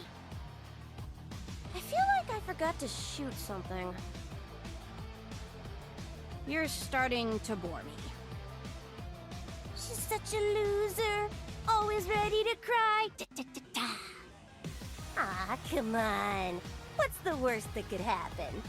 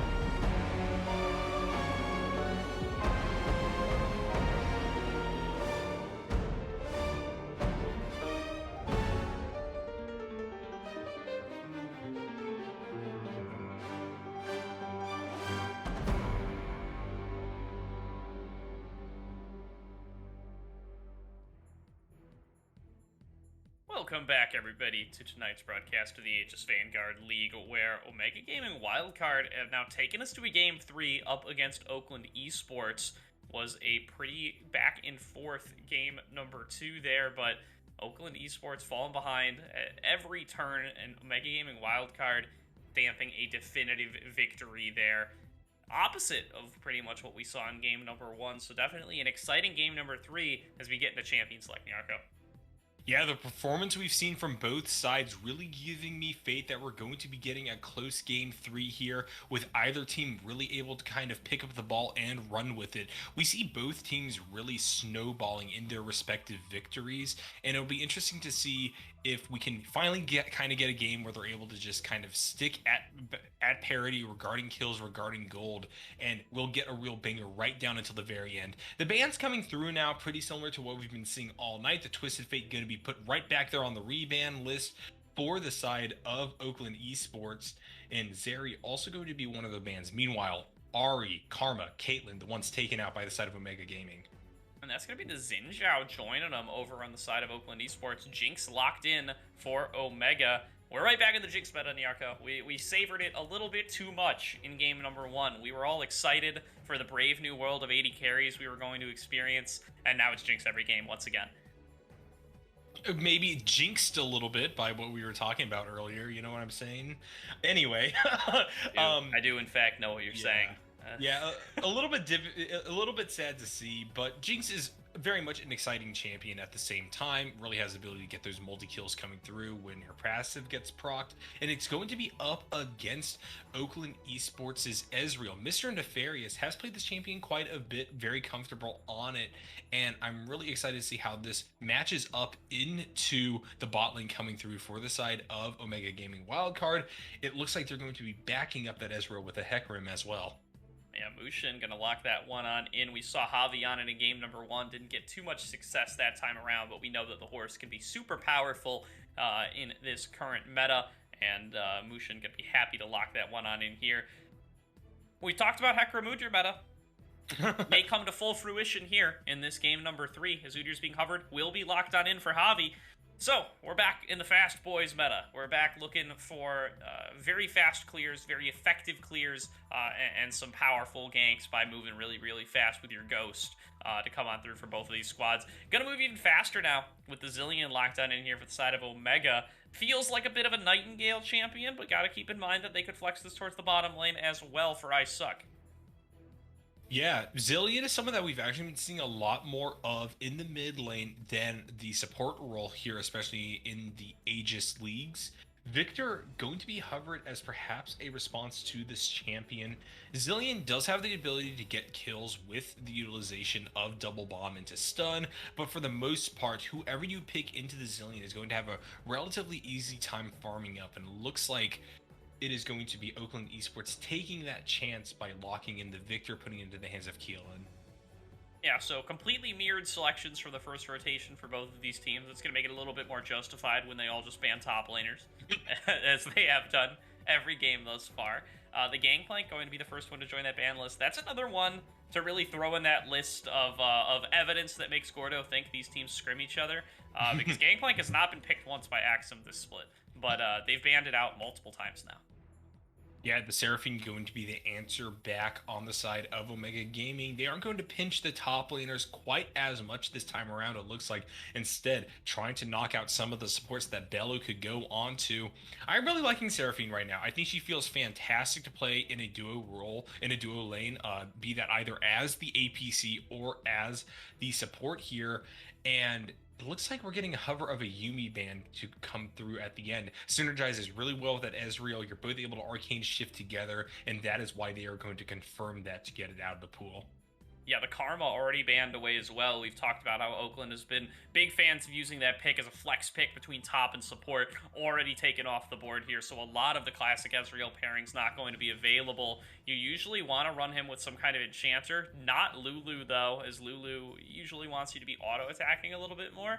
So this is a really pinched pool for this Ezreal. Really curious to see what he's going to end up going for, if he's got like a spicy lower level enchanter, or if it's just going to be Nautilus, and it looks like it's going to be the second one, as Yeah, just gonna be a classic engage support. It's not bad with Ezreal. It's just, it's not the combo that you always want when you're already kind of seeding the lane to be a safe farming lane with your very, very safe Ezreal. You want to have a scaling support to pair on up with it. Would have loved to see something like a Sona here, but it's gonna be the Nautilus. I was about to say, just once in my life, I would love to see a Sona picked in high-level competition, but it's not going to come to fruition this time. We will, in fact, be getting the You got it once in your life. You got it from Cloud9, right at the beginning of the season. Oh, I didn't watch that one. I have to go back and check that out. Yeah, but it is going to be the Nautilus answered with the Leona. Such classic picks here to be seen from either side in the support role. It'll be interesting to see in turn what we get on the top lane. Both teams are looking to pick and round out their compositions here. It looks like we're getting a return to that Gwen, though. Axum happy to be back on a champion that just performed so darn well last time. Yeah, he had a fantastic win game in game number 2. Not at all surprised to see them run it back with it here, especially because Oakland Esports, they were in this position last draft, and they chose the Graves into it, and it didn't really work out. I mean, they got him some early kills, John was doing well, and it just didn't matter. Gwen was able to farm, Gwen was able to scale up, it wasn't untenable by any means, and so now, when they run it back once again, Axum's got to be feeling good about himself. He's like, I just played against this guy's Graves, I was able to lane, I was doing just fine there, and I came up and I carried fights and won the game later on. Now I've got a Zillion on my team to carry me, to speed me up here. I'm feeling even better about it. Lots of solid Zillion targets for their ultimate here. Nightingale going to have a real field day, making sure that the carries on their team stay alive here. We'll see if John will be able to do a little bit more on the Graves this time around. If we get maybe a bit more jungler interference in the form of Mushin on that Hecarim, we could be seeing a turning of the tides. But the individual 1v1 prowess coming through from Axum, really kind of throwing a wrench in the works here. We won't be able to just assume that this is a lane that Graves will be able to bully and farm in. We see that in the right hands, Gwen is able to get a lot of damage traded back on to even champions that are oftentimes considered a counter pick here. That Q, when fully stacked, doing true damage to champions like Graves is just so big and can really just turn the tide of fights.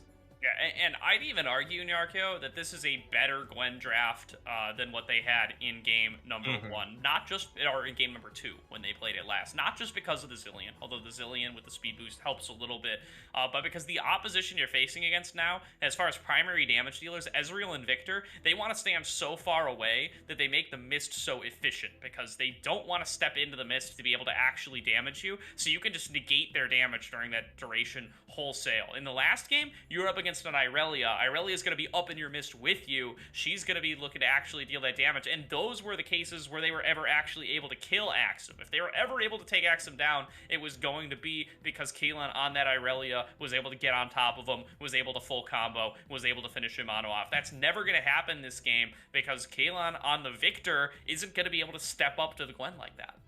Yeah, and think about how sticky that Gwen can be when combined with things like the Leona engage via Solar Flare, Zenith Blade, or Udyr just running straight into the middle of everyone, getting the stuns off when necessary and causing a lot of discord. There's tons of ways for Omega Gaming to really make their mark on this one, but on the side of Oakland Esports, they similarly have the ability to really walk away with a win here. A pretty standard draft, all things told. The Hecarim with Onslaught of Shadows has been such a huge presence in recent weeks, and even within this series we saw it's Javi doing, or I am Javi, my apologies, doing quite a bit, even though Omega Gaming weren't able to walk away with the victory in game 1.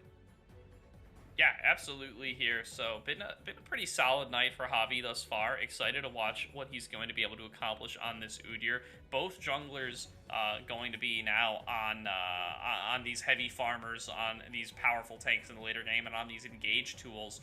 Udyr plus Zillion, though, is just a joy. I love watching how fast that little man can move, and I'm going to be excited to watch how Omega is going to be able to execute on it and try, presumably, to get on this Victor. Keelan's got a big target on his head here. Ezreal going to blink away, going to kite a lot more effectively. Keelan going to have a lot less resources of that sort, going to definitely be a big target here for that Man-Bear Pig. Man-Bear Pig for sure here. Yeah, I think that overall the matchup is really going to be contingent upon whether or not Oakland Esports will be able to exploit the relatively weak laner in Zillion in the hands of Nightingale to get ahead far enough where he's able to pump out damage in a way that deters engages from the likes of I am Javi and I suck, right? If it is the case that the Victor falls even a little bit behind, I think that Omega Gaming has the ability to snowball similar to what we just saw in round two. Yeah, they definitely do have that ability, and they also have like a little even more scaling in their pockets too. YYC going to be on the Jinx instead of the Kai'Sa this time, has a lot more effective range, is really going to be super strong coming into this later game. The Zillion as well, a massive scaling threat. You know, that ult cooldown gets so very low here. You know, we talked about how important it was for them to get the ball rolling last game. They had that Xin Zhao, they had that Twisted Fate. That's not really the case this time around. This time they're all going to be big and strong later into the game. Pretty similar on the side of Oakland here, but just on a range perspective here, and how these fights are going to play out, it feels like Omega Gaming Wildcard should feel a lot more comfortable coming into their later game fights. Yeah, and given the fact that even with the draft being a little bit iffy, at least in my opinion, last time around, they still managed to pull out a victory here. The fact that they have such a clear game plan here, the fact that they do have that scaling ability and big threats coming back through in the forms of the returning faces like the Gwen, meaning that I think I have to give them the draft advantage at the very least here as we move into round 3 between them and Oakland Esports. Excited to watch these teams take to the Rift one final time tonight. We're going to throw it to a quick break while we get loaded up onto the Rift, but we will be back as soon as we are able to show you every second of the action.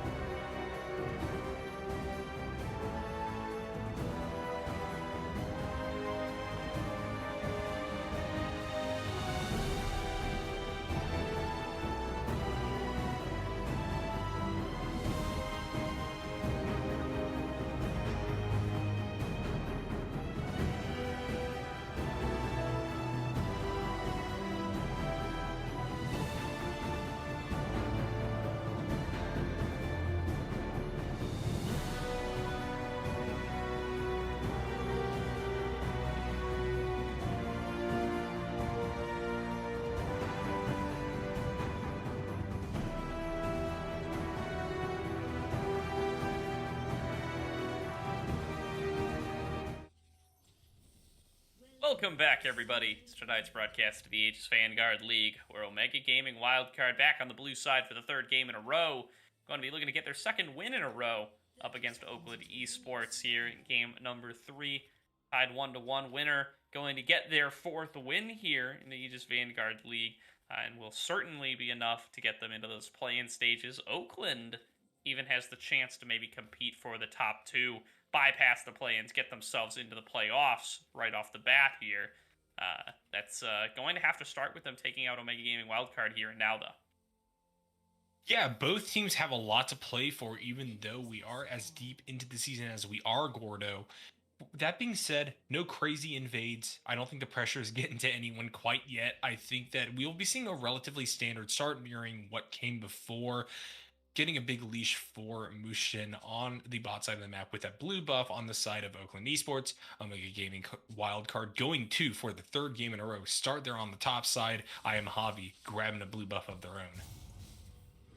Yeah, absolutely here. So going to be these opposite starts, going to mean that they're going to end up on opposite sides of the map. Keep your eyes on if Javi's going to try to make something happen in the bottom lane. Going to be tough against Mr. Nefarious' Ezreal. Mushin, though, definitely going to want to get something started on to Axum, especially with him going for the Ghost instead of the Flash. So keep our eyes on that one to see what that horse is able to get done in the early game. These guys are both going to clear really fast, too, so expecting full clears from both sides. Yeah, the fast boy meta is fast not only in terms of run speed, but also in terms of their early clears. They'll be able to get on the map relatively early, grab the opposing Scuttle Crabs most likely. I don't think we're going to be seeing a big contest there, but the fact that they have such early priority and the ability to look for ganks means that it will be a question of who gets priority and whether or not they'll be able to establish vision in time before these junglers really get unleashed. Yeah, definitely. Mushin going to find the ward that was thrown in there earlier, clear it on away, stack up a little bit of vision score, deny the ability to see him as he's doing his birds, although they know he's there because he's killing the ward, but still going to be an effective bit of tracking there for the side of Omega Gaming Wildcard, knowing exactly where Mushin is and therefore exactly where he actually ended up starting. Now, going to know that they are on opposite sides here should mean that there's going to be one crab to go around a piece. And the push from the bottom lane for Omega Gaming Wildcard and the push in the top lane from Oakland likely going to mean that those first gank windows drying up pretty fast. Yeah, we saw Icesuck ride the Magical Sword in with a bit of an engagement, taking a lot of damage down from Mr. Nefarious and Bello. In turn, though, that will mean that YYC ADC is able to get this push off. I like the choice of going for this Aftershock on the Leona over going for Glacial Augment, which we see Bello doing for Nautilus. I think that the added tankiness will really be a defining factor of how early trades go between the two, and I don't really know if the lockdown matters as much against a champion like the Ezreal who's able to Arcane Shift away anyways. There's a look here to try to get on to Nightingale in the mid lane. Mr. Nefarious, though, going to get hooked by the Zenith Blade, going to get engaged on, has the Ignite on top of him, has already expended the heal. That's going to be a turret executing onto Icesuck. Here's the play at a Nightingale, though. That's going to be first blood picked up for Keelan in the mid lane. So it's going to be Oakland Esports, the ones who end up making the play successfully. They get a kill in the mid lane. Nefarious survives in the bottom lane, although will lose out on a bit of CS. And one auto could have done it. Icesuck going a bit too deep right there. The fact that heal was expended, but it still didn't save the Leona is kind of worrisome, as it means that we'll be seeing YYC and Icesuck playing a little bit more safely here before that Summoner Spell returns.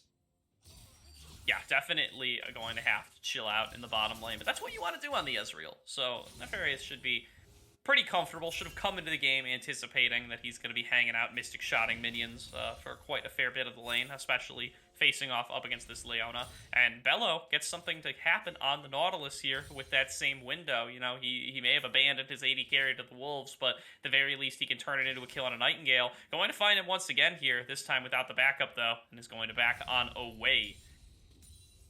You know, everyone tells me I should play Nautilus given the fact that the game plan, especially exemplified by Bello here, is just leave your lane, get those ganks off, and get those other lanes snowballing, which I just very much enjoy doing. But at the same time, he's just not very cute, you know? Like, if he had one of those, like, joke cat skins, I probably would pick him up. That being said, Bello's gonna get engaged on here with Zenith Blade. Yeah, a lot of lockdown coming on through here. He goes for the Spider-Man, zips his way on out of there, but that's going to be a lot of damage from these bombs. That second explosion should finish him on off here, but no, he manages to stay alive. A little bit of that Titan's Wrath shield to keep things going. Icesuck going to get chased on away. Keelan with plenty of damage from the lasers, but not enough to finish off onto any particular targets. Yeah, no Ignite coming through. iSuck used that earlier on in a few exchanges there, bot side of the map, which means that you're still going to be sitting at this 0-1 score line for the teams. A little bit of gold going over to the side of Oakland Esports, but nothing outside of the range of craziness for the 6 minutes that we now see into this game. We do have this bot side Dragon up, though, and Udyr in the area. Going to be picking that for the side of Omega Gaming Wildcard. Yeah, definitely going to be Javi claiming that one here. But meanwhile, Mushin trying to make something happen in the top lane. Going to be getting the phase rush triggered. Going to be chasing down onto Axum. But the damage back from the needlework is pretty huge. John barely manages to sneak it on out there, but he's going to die to the minion autos. Is going to be a 1-for-1 in the top lane. Bello now moving in on the YYC. Suspects that iSuck is not available. Maybe saw him recall on a ward or something of the sort, but that's going to leave YYC way out to dry here. Flash in to get the shot, but that's going to be a window for YYC to just flash away, get himself out of there. Javi walks forward, but just gets himself demolished there by the damage from the Nautilus, and Mr. Nefarious is now they're looking to get onto YYC as well. The res going to come on through from Nightingale to get YYC back into the fight. Nightingale's bomb's going to deal enough damage to finish off onto Bello. Mr. Nefarious now has to head back out under his turret. It's going to be a 1-for-1 in the bottom lane, just like that 1-for-1 in the top lane, but they're looking to turn it into even more as Keelan is getting locked on down in a 1 versus 3. They know that the Zilean has no ulti, though. He's pretty close to out of mana as well. The shots over the wall, though, are enough. iSuck flashes over the wall. The shield there from the Q, not quite going to be enough as iSuck finishes off that kill onto Keelan. Going to turn it into a 2-for-1 in the favor of Omega Gaming Wildcard. These teams really love their extended trays that turn into big fights as everyone just kind of slowly walks into the area. It's so early on that not even everyone has boots. Onslaught of Shadows coming down, though. Good amount of damage there, but isn't quite going to be enough. Mushin can't finish the kill and can't afford to take one more turret shot. Now Javi has an opportunity to chase down here, but he doesn't have his ghost available anymore. Mushin going to be able to run back out of there, but Axum barely stays alive by the skin of his teeth, by the edge of his scissors, as it's John almost finished him off there with the collateral damage. On the edge of the scissors, I see you, Gordo. Good job.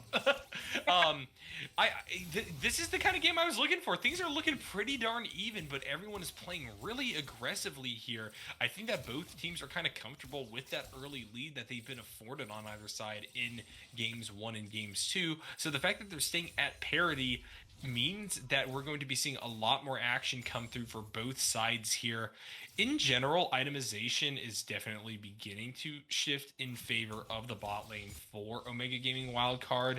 Ezreal falling down quite a bit of CS here, but as you were pointing out earlier, this is kind of what's expected from this type of lane. Leona, just such a big threat into that Ezreal, even with Arcane Shift up if you misplay. So Mr. Nefarious willing to give up a little bit of that creep score here in order to try to find advantages elsewhere, such as in that mid lane where Victor has just been farming up a storm. Yeah, definitely here has a pretty big lead over Nightingale here. It's really tough to farm on this Zilean early on, and Keelan taking full advantage of that has really kept him away from those minions, especially because he's been roaming bottom for a fair bit of the time as well, and that's going to give this item lead soon enough over to the side of Keelan. The kill difference has kept this Zilean up in close to even so far, but this recall from Keelan is certainly going to change that.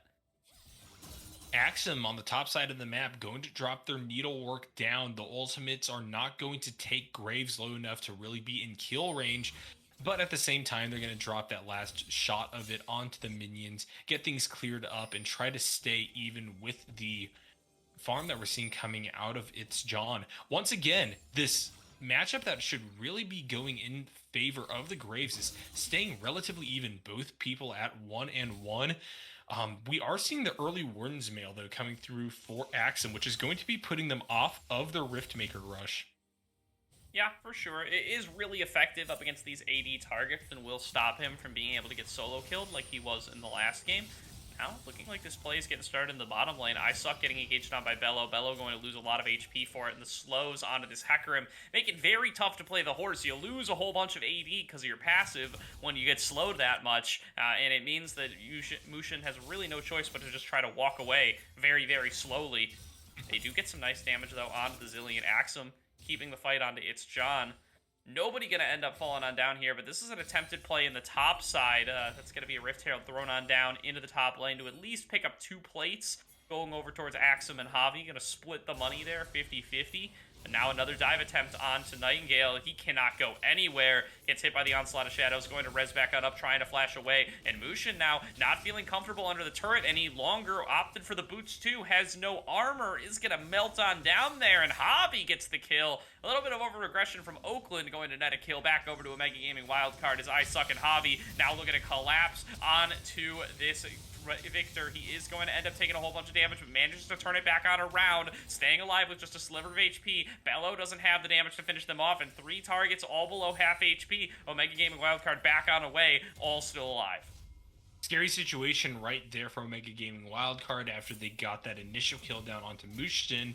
I think that these turrets are just going to continue to be big players. We saw them come through clutch in the last game as well, but I also think that it is the case that Hecarim just didn't see the impact that Zilean passive can have on a fight like that. You can't really dive a champion that's just going to hop right back up at near full health, and we saw that it just took the rotation of a single player, that being I Am Javi, into the area. Maybe if you had a bit more vision of what was going on the map, that play was viable, but as it stands, they gave up a kill, although they're looking to grab this dragon away from the side of Omega. Yeah, flipping the dragon here. A nice smite from Hobby, going to net that to the side of Wildcard. But now, what can Oakland Esports get off the back of it? They lock down on the Hobby. They take him out first. ISuck has nowhere left to go. Dredgeline comes through. That's going to be a double kill. Fed over to Mr. Nefarious. YYC very low without summoners as well, but they can't quite find him. They can't chase him down. John going forward on a Nightingale. Doesn't land the Q. Does land the collateral damage. Forces the Zilean back out under his turret. He doesn't have to pop the ulti, but he's so low that he can't accomplish anything. He's going to be forced to recall, and this should be some more plates going on over to Keelan. Big plays across the map. We saw Axum on the top side getting a solid push in as the rest of the team comes down for the dragon, but the fact that I Am Hobby got that big smite off and managed to pick up the Hextech Drake means that they are now up 2-0, although there is still a slight gold advantage in favor of Oakland Esports. Mr. Nefarious almost killed Nightingale as soon as he completed the recall with the True Shot Barrage. Not sure if that was intentional or not, but that was almost a sick play there, as they're going to be going for another sick play in the mid lane. They're going to lock down on a Nightingale here and say, hey, we can't hit you with the True Shot Barrage across the map, but we can definitely hit with the Dredge line right in your face and force out that ultimate. Yeah, can't kill you in the Zilean, but can continue to take down that ultimate, so it can be used on other more important members of the team here. Nightingale running a little bit too far forward, getting death rate for about a quarter of their health, gonna have to fly their way back to their side of the map. Yeah, almost able to finish him off there. Good dodge out on those bombs means that Zilean damage output very quickly drops to 0. All he can do other than that is throw clocks at you, and it doesn't really matter once you're Victor. You can shrug those ones on off. It's now in the bottom lane. Bello looking to just take the fight. Maybe not, but stepping up real aggressively. Seems like he does not have a care in the world over whether YYC and ISuck want to take the fight into him. He knows that Mr. Nefarious is now strong enough with 2 kills with that Essence Reaver to be able to take that fight. Yeah, I Am Javi standing on a ward right there, which makes the aggression from Bello all the more curious, although it ultimately works out there. Victor now coming down into the area just in case any drama comes through, but I think I Am Javi for the time being is just going to move back to their side of the jungle. Essence Reaver coming through for Ezreal as an early pickup here. He's going to get that power spike just from the 2 kills that were put onto him and during that last fight at the Dragon. Meanwhile, around the map, basically what you're expecting to come through for itemizations is in fact the case. We are seeing that Turbo Chem tank onto Mushin going to be real big and continue to increase their movement speed and get into fights all the more quickly. Meanwhile, we are seeing that Riftmaker being completed for Axum on the top side. They were not too delayed by getting that Warden's Mail down as we see Dredgeline land. Yeah, fight getting started off in this bottom lane. Bello and Mushin going to choose to back away as soon as they see the teleport from Axum. Bello has nowhere left to run with the Flame Chompers in his way. He's going to be the first one, and so far the only one to fall on down. Nightingale, though, taking a bad trade in that river. Going to pop his own ultimate to try to stay alive a little bit longer. He's going to get thrown into the Resurrect. Is a little bit out of position still, but the rest of his team is looking to collapse on through. Mr. Nefarious going to get jumped out by YYC. Does not have the straight-up damage to compete with his Jinx. Flashes away, but gets hit by the Super Mega Death Rocket. Big shutdown going over to YYC. As he now is able to move forward even farther. Mr. Nefarious has fallen on down. The rest of the team not able to back him up too much. They're all still pretty low. It's going to be Omega Gaming Wildcard, stealing away a couple of camps, backing on away, calling that one a victory. Yeah, I feel that right now, Nightingale could be contributing so much more to fights than they are, though. We see this being the third ultimate in a row that they have to use on themselves due to being a bit out of position or being engaged on here. Speaking of being out of position and engaged on, YYC ADC. Yeah, a little bit too far up there. Mushin should be able to chase this one on down, but that's going to be the Flash Zenith Blade from I Suck. A nice collateral damage over the wall, but it's John going to turn it into a 1-for-1, but now here comes Bello, trying to keep this fight going. It might be Omega Gaming Wildcard stepping up a little bit too far. Javi going to fall on down. Now it's going to be I Suck who's the next target. That's a lockdown under the turret once again, though. It's Kalon. It's the turrets from Omega Gaming Wildcard. We've talked about this before in this series, Darko. They just seem to do a little bit more damage than they expect, and they're going to take out another member of Oakland. It's a 2-for-2 in the mid lane. 16 minutes, even game, basically the same amount of gold. This is exactly what I expected from these two teams going on into round 3 here. Both teams want these fights so badly to go in their favor so they can start the snowball, but in return, their opponents just answering back emphatically here. It's always 1-for-1, it feels like, and we are beginning to see completed items now come through for basically everyone but the sports. I like this Gale Force, especially in this game on the Jinx. It will help to continue this trend of movement and maneuverability out of the side of Omega Gaming Wildcard. They'll be able to follow up on engages from the likes of Leona and Udyr a bit more, as that's a dragon going over their side and a fight breaking out.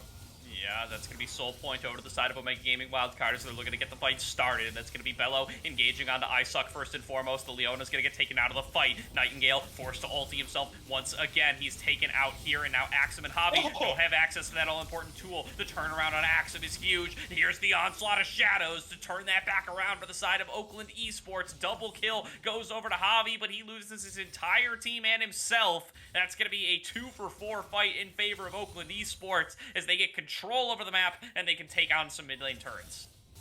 A 2-for-4, although we do see Omega Gaming Wildcard pick up yet another dragon, really stacking those up on cooldown, basically. They are looking to get an early soul as what in the world? That teleport getting denied by an incredible amount of burst damage coming through for Oakland Esports. Yeah, that's a big lethality Graves right there up against a no armor Zillion. He will melt through that like a hot knife through butter. And Nightingale, now sitting as a pile of melted butter, waiting on his respawn timer. Yeah, there's no ult to save them that time. We do get a 4th in a row being utilized in a team fight in order to save their own bacon here. Maybe we'll eventually see that Zillion come along and just play the backline, but for the time being, that is a heavily harassed mid laner. Yeah, he's having a tough time. He has to expend the ultimate on himself pretty much every time and is still ending up losing his life here and there from time to time. Has now ticked over to level 11, so is going to have that ultimate available a little bit more often. But the way you want to play out these fights is you want to be resing somebody like Axum or Javi who are frontlining for you and really creating space for YYC to be able to get stuff done. Not how these fights have ended up playing out, though. Nightingale keeps getting marked and sectioned off by other members of the team and forced to use the ultimate on himself, which does, waste the time of the opponents, but isn't really the result that they're hoping for in these team fights for Omega Gaming. With that in mind, though, I think that what this speaks to is the fact that both teams have incredible team fighting potential, and it really comes down to execution, which is just a very exciting position to be in as an observer/caster. That being said, Axum wanting to go in, get the kill down on John, dropping needlework. Javi so fast here, collapses that gap instantly. No Mushin turns it around, gets the fear, is buying so much time for John. He is finally going to end up falling on down. It's a 1-for-1, but Javi is so incredibly low here, and Bello is arriving to the party. I Suck trying to slow down Mushin. YYC doing the same. There's going to be the True Shot Barrage, just barely goes wide. Mushin falling lower and lower, but Mr. Nefarious dives into the fight, trying to finish off on a YYC. He gets excited, but he's going to end up going on down to one last shot. That's going to be a 2-for-1, or 2-for-2 so far, given that Axum is still dead as well. Now Suck is getting collapsed on by Keelan. He does not quite have the flash, just got it back up actually. Will he choose to flash away? He's actually going to try to just run on out of here with Nightingale at his back. Speed boost coming on through, going to get the Leona out of dodge, but now what of Nightingale? He's going to get hooked on in by the Dredge line, going to be forced to ulti on himself as well, but Mr. Nefarious comes on through, puts him into the Resurrect, but Axum has teleported back into the fight. How many times has Axum teleported back into the fights in this series? Big shutdown going on over to Axum. They forgot about him once again, and it's going to mean that Omega Gaming Wildcard come out positive. You know, one of the things that I hear people talk about in favor of arguing for best of threes, especially in things like the LCS, is that you get both teams able to kind of feel each other out a little bit more, and you get a bit more comfort in how to play around the strategies that they employ. But here, we're just seeing Axum coming back through into fights over and over again. This will allow for Omega Gaming Wildcards to try to start this Baron up. Big fight coming through, though. That is going to be It's John slain so darn quickly, coming from the wrong side. Yeah, both of these teams have a little bit of burst potential when you throw yourself in 1 versus 5 up against a ton of opponents. And yeah, as Axum taken pretty low there once again, the Baron is going to be thwarted. John did not die in vain, is going to prevent that purple worm from going on over to the side of Omega Gaming Wildcard, as we are pretty close to neck and neck here in Yarko. There's a gold lead for Oakland, but just one more dragon is going to net Omega Gaming Wildcard the Mountain Soul here. Such a powerful tool to have access to, especially when facing off against these long-range pokey-style champions like the Victor and Ezreal. And given the fact that both teams seem to be unwilling to have a fight last less than a minute and a half, Mountain Soul is going to be paying huge dividends as Solar Flare comes through, and it looks like both teams are trying to get a fight started. Yeah, Mushin going to be the one frontlining there, trying to run interference for his Ezreal. Will do so successfully and just uses the Onslaught of Shadows to get himself out of dodge. Good lasers over the wall from Keelan. It's tough for them to get on in here. Where's the gravity field? Will do a lot to prevent them from engaging on forward. That's going to section off the side of Suck from the rest of the team and prevents the engage from really getting started the way they want. A nice regroup from Oakland Esports, going to move forward onto Javi, who has the ultimate on top of him, but YYC has already fallen on down, and that's going to be the Chrono Shift falling off. A big fight win for Oakland Esports. Zillion has expended all of his useful tools. YYC has fallen down. Everybody is so low on HP, and it is going to be Oakland Esports claiming themselves their first dragon of the game. Staunching the bleeding, at least in regards to neutral objectives, Oakland Esports are going to put Omega Gaming Wildcard off of an early soul. They will rotate up now to this Baron, and it becomes a flipped situation as we saw all of Omega Gaming Wildcard back. Will they be able to try to stop this in time, or will they look for a fight after the Baron already falls? I have to find out here. That is going to be the engaged Super Mega Death Rocket, not going to do anything to steal away the Baron. It is going to get locked on down by Mushin, but Bello losing his life there. The chase down from Javi could be pretty good. He's going to land a stun on a Mr. Nefarious, who's going to flash away, but it might be just a little bit too late. Axum diving forward, has the Chrono Shift on top of him way too early. Think that might have been intended for Javi. Is going to just end up being a 1-for-2 there. They get 2 Barons off the map. The rest should be able to successfully recall here. Suck and Nightingale looking for the flank behind, but those Baron-empowered recalls, they take place way too fast. They can't get anybody locked down. Oh, man. Interesting execution by the side of Omega Gaming Wildcard there. I love the fact that they went in. A lot of the side of Oakland Esports was battered and broken after taking down that Dragon and Baron. But at the same time, Nightingale, once again, kind of misusing their ultimate. As you said, it probably was meant to go onto Javi and was just misclicked, placed upon an Axum who just was way too high of health for that to ever be useful. And you can only imagine how many more Baron buffs we could have seen Omega Gaming Wildcard get out of Oakland Esports if that fight just went a little bit better. That being said, getting 2 is pretty big. They have the ability to kind of play a little bit more evenly across the map. They'll still have to catch a lot of these pushing waves in, but overall, still a decent way to kind of perform damage control. Yeah, that's going to be Mr. Nefarious getting a little bit of poke damage here. The lockdown on Suck lasted a lot longer than anybody may have anticipated. Mr. Nefarious going to pick up that kill, and that's going to be a 5 versus 4 on the map for Oakland Esports. As they've got the Baron buff at their backs here, they're looking to crack over the base. This is an important pick for them, as it's a major engage tool down for the side of Omega Gaming Wildcard, and gives them the opportunity to just bust right on through this base.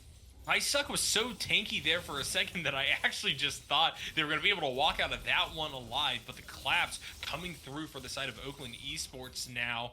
They're going to be able to get one of those inhibitor towers, but they will be de-pushed off of the inhibitor itself as they all rotate to the bot side. There's a big dredge line. Oh, the dredge line comes on through into YYC, but the chrono shift is successful in saving his life. He's going to come back on up, but it's just going to get melted down just as quickly as he did the first time. Javi getting chased on away at very low HP. Axum trying to frontline, trying to be strong enough to carry on through the team fight, but just isn't quite there yet. Mr. Nefarious going to finish off that kill, as that's going to be Oakland Esports dominating the fight. They lose its job, but they get themselves 2 kills on the backside. Now cracking open more inhibitors, looking to move on to the Nexus, and this is going to have to be a major defense from Omega Gaming Wildcard. Solar Flare comes on across. The lockdown from Suck is doing his best to try to run interference, but the damage just isn't there.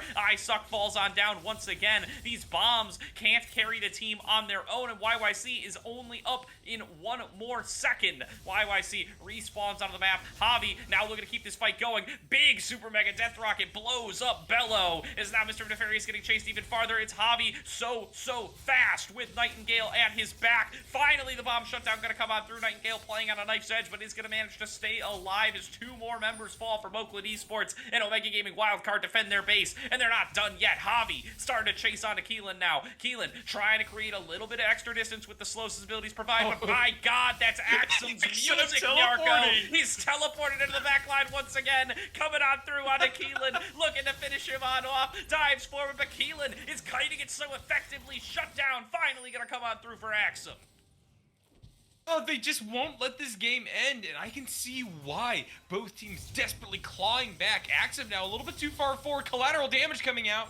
Oh, Nightingale steps up just a little bit too far with the collateral damage still up, and John picks up the double kill. He exited the last fight pretty early, but he makes his mark on the return. Wow. What a fight. Carried on for so long by both teams here. It feels like that even with the Baron buff initially going over to Oakland Esports, that if you are able to get something even between the 2 teams, things are staying relatively in the boundaries of winnability for both sides. Absolutely here. The Dragon spawning in just about 8 seconds here with Axum and Nightingale just respawning now. Should be Oakland Esports managing to pick themselves up another one and further delaying this soul from going over to the side of Omega Gaming Wildcard. And we see some solid picks for second items coming through. It looks like Gwen is going to opt to go for a Zonya's Hourglass over a Nashor's Tooth second, which will kind of put them behind in terms of their soul team fight viability. Obviously, they have a little bit more safety there, but the damage is not going to be quite there. They're going to be relying on some other people as we see I'm Hobby get locked down. Yeah, still at about half HP here. That's going to be the chrono shift thrown down on top of him. He's staying alive as long as he can, but Nightingale just getting it one shot for it. It doesn't even revive Javi, who manages to escape with just the tiniest bit of HP. Bello lets him get on out of there until the chrono shift is expired, and that's going to be the Zillion off the map now as the siege is starting onto the Nexus once again. Oakland Esports in the driver's seat, trying to end this one here and now. Axum has recalled. The rest of the team is here. That's going to be the Solar Flare thrown on down onto Bello. They're trying to focus onto Keelan, but he's kiting it back, and he's staying alive. Mr. Nefarious now coming on through onto the damage. There's Mushin in under the turrets, ending up falling on down there to the double turret damage, but now the double turrets are no more. They just have to get onto the Nexus now, but Javi is chasing them away. Keelan, very low HP. Mr. Nefarious throwing out the damage that he can. Can't melt him down quickly enough, though, as John is falling on down, and Bello's about to join him. Omega Gaming Wildcard, they lose both Nexus turrets, but they are keeping this game alive. The fact is, though, that you now have these 2 inhibitors down and continuing to put pressure on the side of Omega Gaming Wildcard. We do have Baron back up, which means that one more fight may define the winner here. What in the Oh, I'm so sorry for talking over that, Gordo. What the heck just happened? It's a 1-for-1, baby. That's just Keelan getting chased on down by Suck all the way across the map. Ends up trading 1-for-1 there. Throws down the ultimate right before he gives up his last breath. As that's going to be trying to get more members of Omega Gaming Wildcard off the map, as they are sure to get this Baron. Mushin, I don't think he can get here fast enough. Mr. Nefarious throws on out the ultimate, lands it onto him, can try to get a little bit of poke damage here. There's no way he can steal this Baron, though. YYC goes low, but Omega Gaming Wildcard get out of here with 4 Baron buffs. Wow. Yeah, those Baron buffs gonna come in handy given the fact that they will have to continue to push back against this tide of super minions that are flooding into the base. Open Nexus, never a fun spot to be in, even as the game remains shockingly even between both sides. We've just been seeing a lot more push potential coming out of Oakland Esports here. Maybe this will be their chance back into it, though. If we do see Omega Gaming Wildcard pick up another really solid fight, one that more clearly goes in their favor, this could just be a march down mid lane to get the enemy's base to basically the same state as their own, if not get a win outright. Certainly the case here. They want to crack open these inhibitors one more time. If they can just get one semi-successful fight, they have a great opportunity here to close on out this series, to move up to 4-2, and to start contesting with the big boys at the top of the group. Oakland Esports, though, they need to get through Omega Wildcard to be able to do that, and they have struggled here at the very last step. Omega Gaming Wildcard mounting multiple fantastic defenses here, despite losing members to picks beforehand.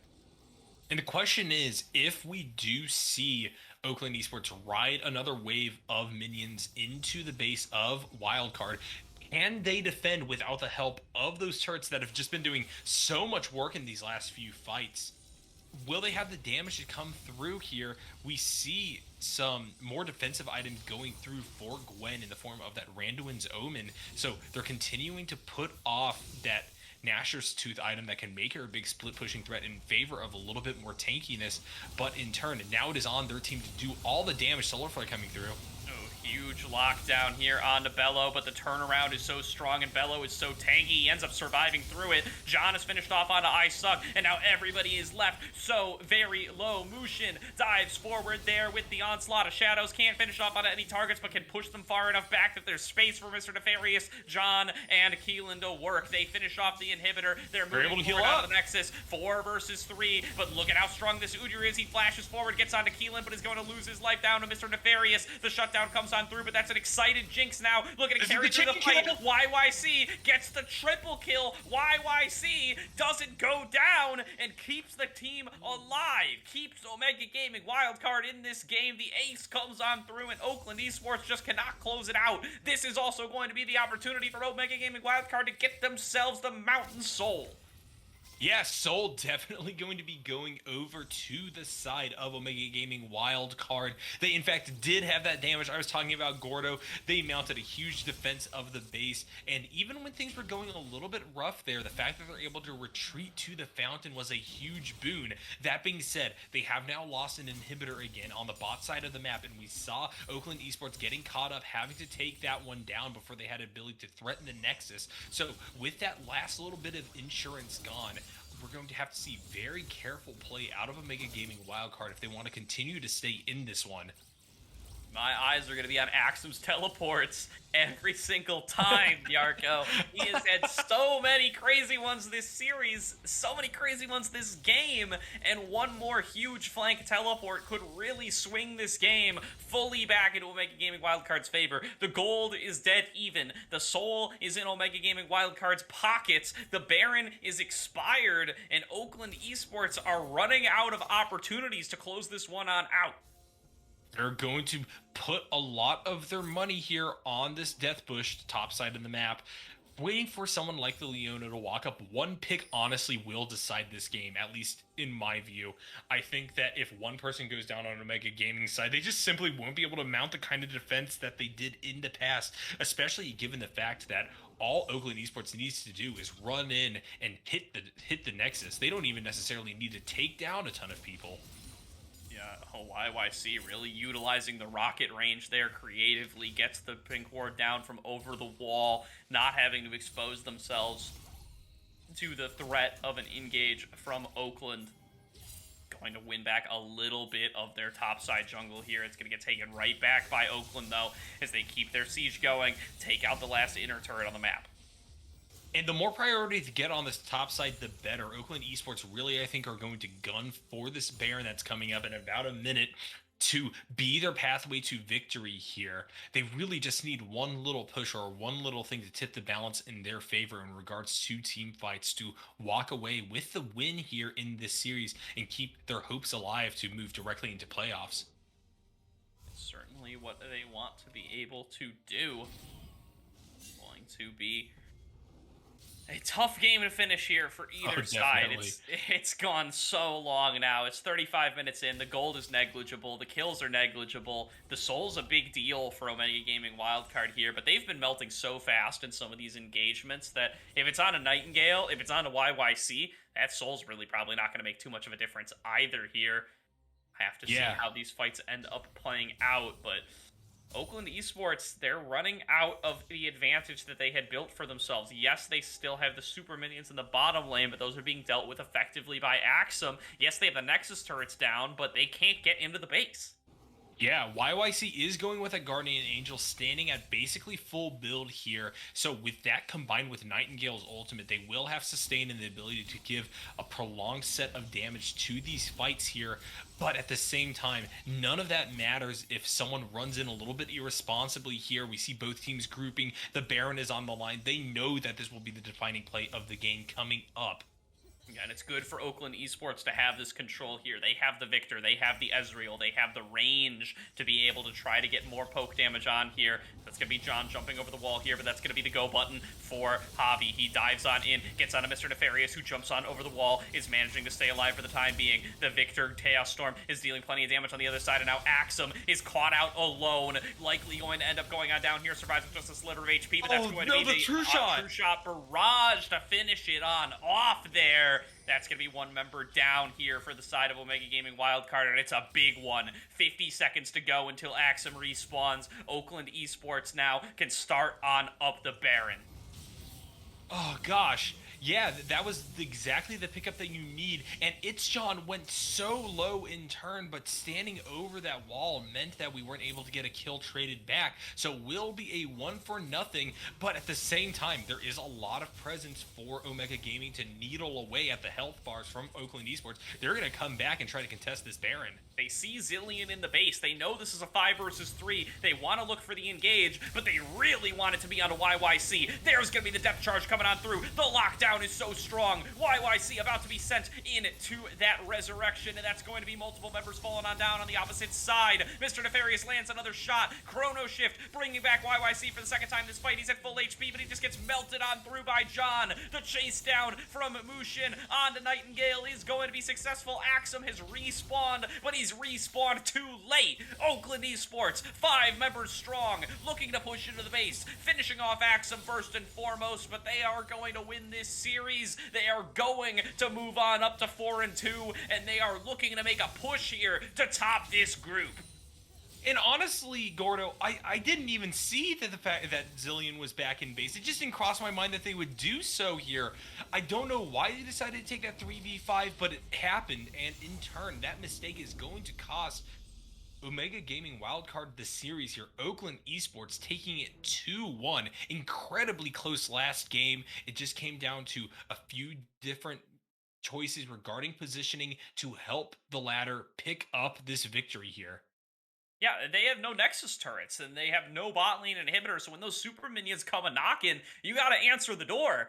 They send Zilean down there to try to deal with them, and they know he has teleport to be able to rejoin, but it just takes a little bit too long, it's just a little bit too late, and Oakland Esports successfully execute on the 5 versus 3 team fight. The flash depth charge there from Bello to lock on down onto Jinx is enough for them to close on out the game and close on out the series. Yeah, at that point, there were definitely a lot of things stacked against Omega Gaming wildcards, but perhaps they could have just all rotated back to the base, hoped to hold the line one more time as a group, and we saw the fact that Oakland Esports was totally preoccupied with getting that Baron. That would allow for Axum on the Gwen to come back up in time. In fact, she managed to kind of return to the fray there at the very end of that fight with the utilization of teleport. But at the same time, it was just too little too late. Huge congratulations going out to Oakland Esports here really showing up and demonstrating why they are still in such contention within the Aegis Vanguard League. Yeah, for sure. And, Omega Gaming Wildcard, no slouches here, no strangers to competitive success. They're already in the winners semifinals over in the Risen Divine League, and, slightly different rank caps in these two leagues. But still, this is a squad that is performing very well in multiple leagues. They're no pushovers by any means. And Oakland Esports, they're a little bit behind on their games played, but they come out and they have a great win here. Now with a favorable matchup up against Tempest Gaming Vipers, Oakland Esports are set up here to potentially go 5-2 and end up being top two in this group. That is massive here. That means you don't have to fight for your playoff lives in the play-ins. It means instead you can fight for favorable seeding here once the playoffs get started. And it means that no matter how your playoffs seeding fight goes, that you're going to be facing off against a play-in team instead of one of those top two teams. So a huge win here for Oakland Esports. It might, be the difference here in getting them a much, much, much better bracket once these playoffs get started. And for the side of Oakland Esports, it's not like they have the most difficult pathway in order to get into that number two spot either, Gordo. They are going to be playing their last series on the 16th into Tempest Gaming Vipers, who have definitely gotten a lot of solid wins under their belt. In fact, they were one of the teams that managed to take down Omega Gaming Wildcard in 2-0 fashion, but they ultimately are still sitting below both Oakland Esports and Omega Gaming Wildcard on the rankings here, which means that they are still going to be hungry for a victory. They still want a better placement within the play-in series, but at the same time, I think Oakland Esports have demonstrated the fact that they have fared better overall in this league, and I think that they have a good shot at making it. Yeah, taking a look at how some of the other matches tonight have gone, they're not all finished quite yet, but Akuma Katana's won, so they go up to 6-1. They're guaranteed to top this group. Nameless Thieves are sitting at 5-2. They, I believe, so with these two wins, so Nameless Thieves should be above Oakland Esports, unless I'm forgetting something about the head-to-head here. So Oakland Esports might struggle to get themselves up to that top two, even with a win over Tempest Gaming Vipers. But first of all, they definitely didn't know that during that series. So huge fight from them to try to get to the top of this group. And even then, being one of the highest seeds coming into those play-ins, being third and fourth seed versus fifth and sixth, going to be a big advantage there once you start having to face off against the play-in teams from the other group, once you're trying to get yourself locked into those play-ins, or playoffs, rather. Yeah, and we will go to a little bit of a break after after this first part of the series ends here. But when they come back, we will be seeing some really incredible games played out between the teams here within the Aegis Vanguard League. Really, really solid pickups of victories and great matchups all around, even with these teams at the bottom of the bracket and those that are still looking to keep their hopes alive in the play-ins. We have been seeing them pick up wins against some of the higher level competitors as well. Everything is very close here, and don't let those records fool you. The floor and the ceiling are very much near each other here, so we're always going to be getting exciting matches. Yeah, and we are joined here by it's John from Oakland Esports. John, congratulations on your win here tonight. And I got to open up with the question on everyone's mind. How was that press the attack Malphite? How did that happen? Well, we saw Jin, and then no other damage sources. So I'm like, cool. If I just go tank, they can't kill me, and I can also one-shot their carries. So it's a very easy game for Malphite. Yeah, it's really impressive to see that kind of forethought. We actually thought it might have been a remake or maybe a mistake in the runes, but given the fact that that was totally intentional, and we actually saw a lot of damage being dished out, especially in that 1v1 against Axum on that Gnar game one, definitely seemed like the right choice. Once again, congratulations on your win here. Something else I wanted to talk about regarding your top lane choices was deciding to go with Graves into Gwen in both matches. Even after that first round on the Graves went in favor of Omega Gaming wildcards, did you just feel confident enough to stick with that champion for the second matchup and just get the run back? Or was there another reason why you were kind of gravitating towards the Graves in round three? I think Graves is super strong in Big Line. I think a lot of people have a misconception about the matchup, but especially with lethality grades, you're able to just one-shot the Gwen in her W, and she can't really do anything about it. So I was definitely very confident about going into this matchup, and I didn't really think it was a problem game one. Game two. I thought more it was our own play, and that we just messed up game two. Let's talk about that a little bit more. What did you guys feel like went wrong in game two, and how did you adapt coming into game three to decide what you wanted to do differently and to end up coming out on top there in that really long game number three? Yeah, and so in game two, there was a lot of solo mistakes made by our own players, including myself some of the times, where we just get picked off randomly, die solo sometimes, and then also some early fights where we didn't really target one person sometimes. It was mainly like going back and forth between some people that we wanted to actually kill in early fights. So we mainly just got behind in that way, and it was really hard to come back, especially with the comp that we had.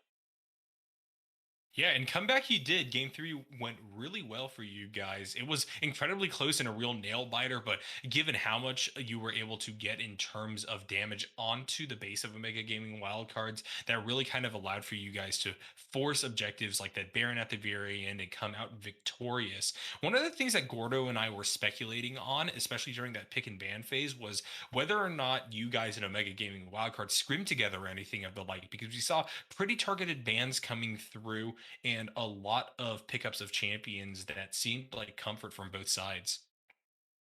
Yeah, there was definitely no scrims between us. This is basically just a bunch of scouting and champs that we thought that it would be good against us specifically when we were actually playing in our own style, and also stuff that they'd also be very comfortable on in terms of solo queue and also team play.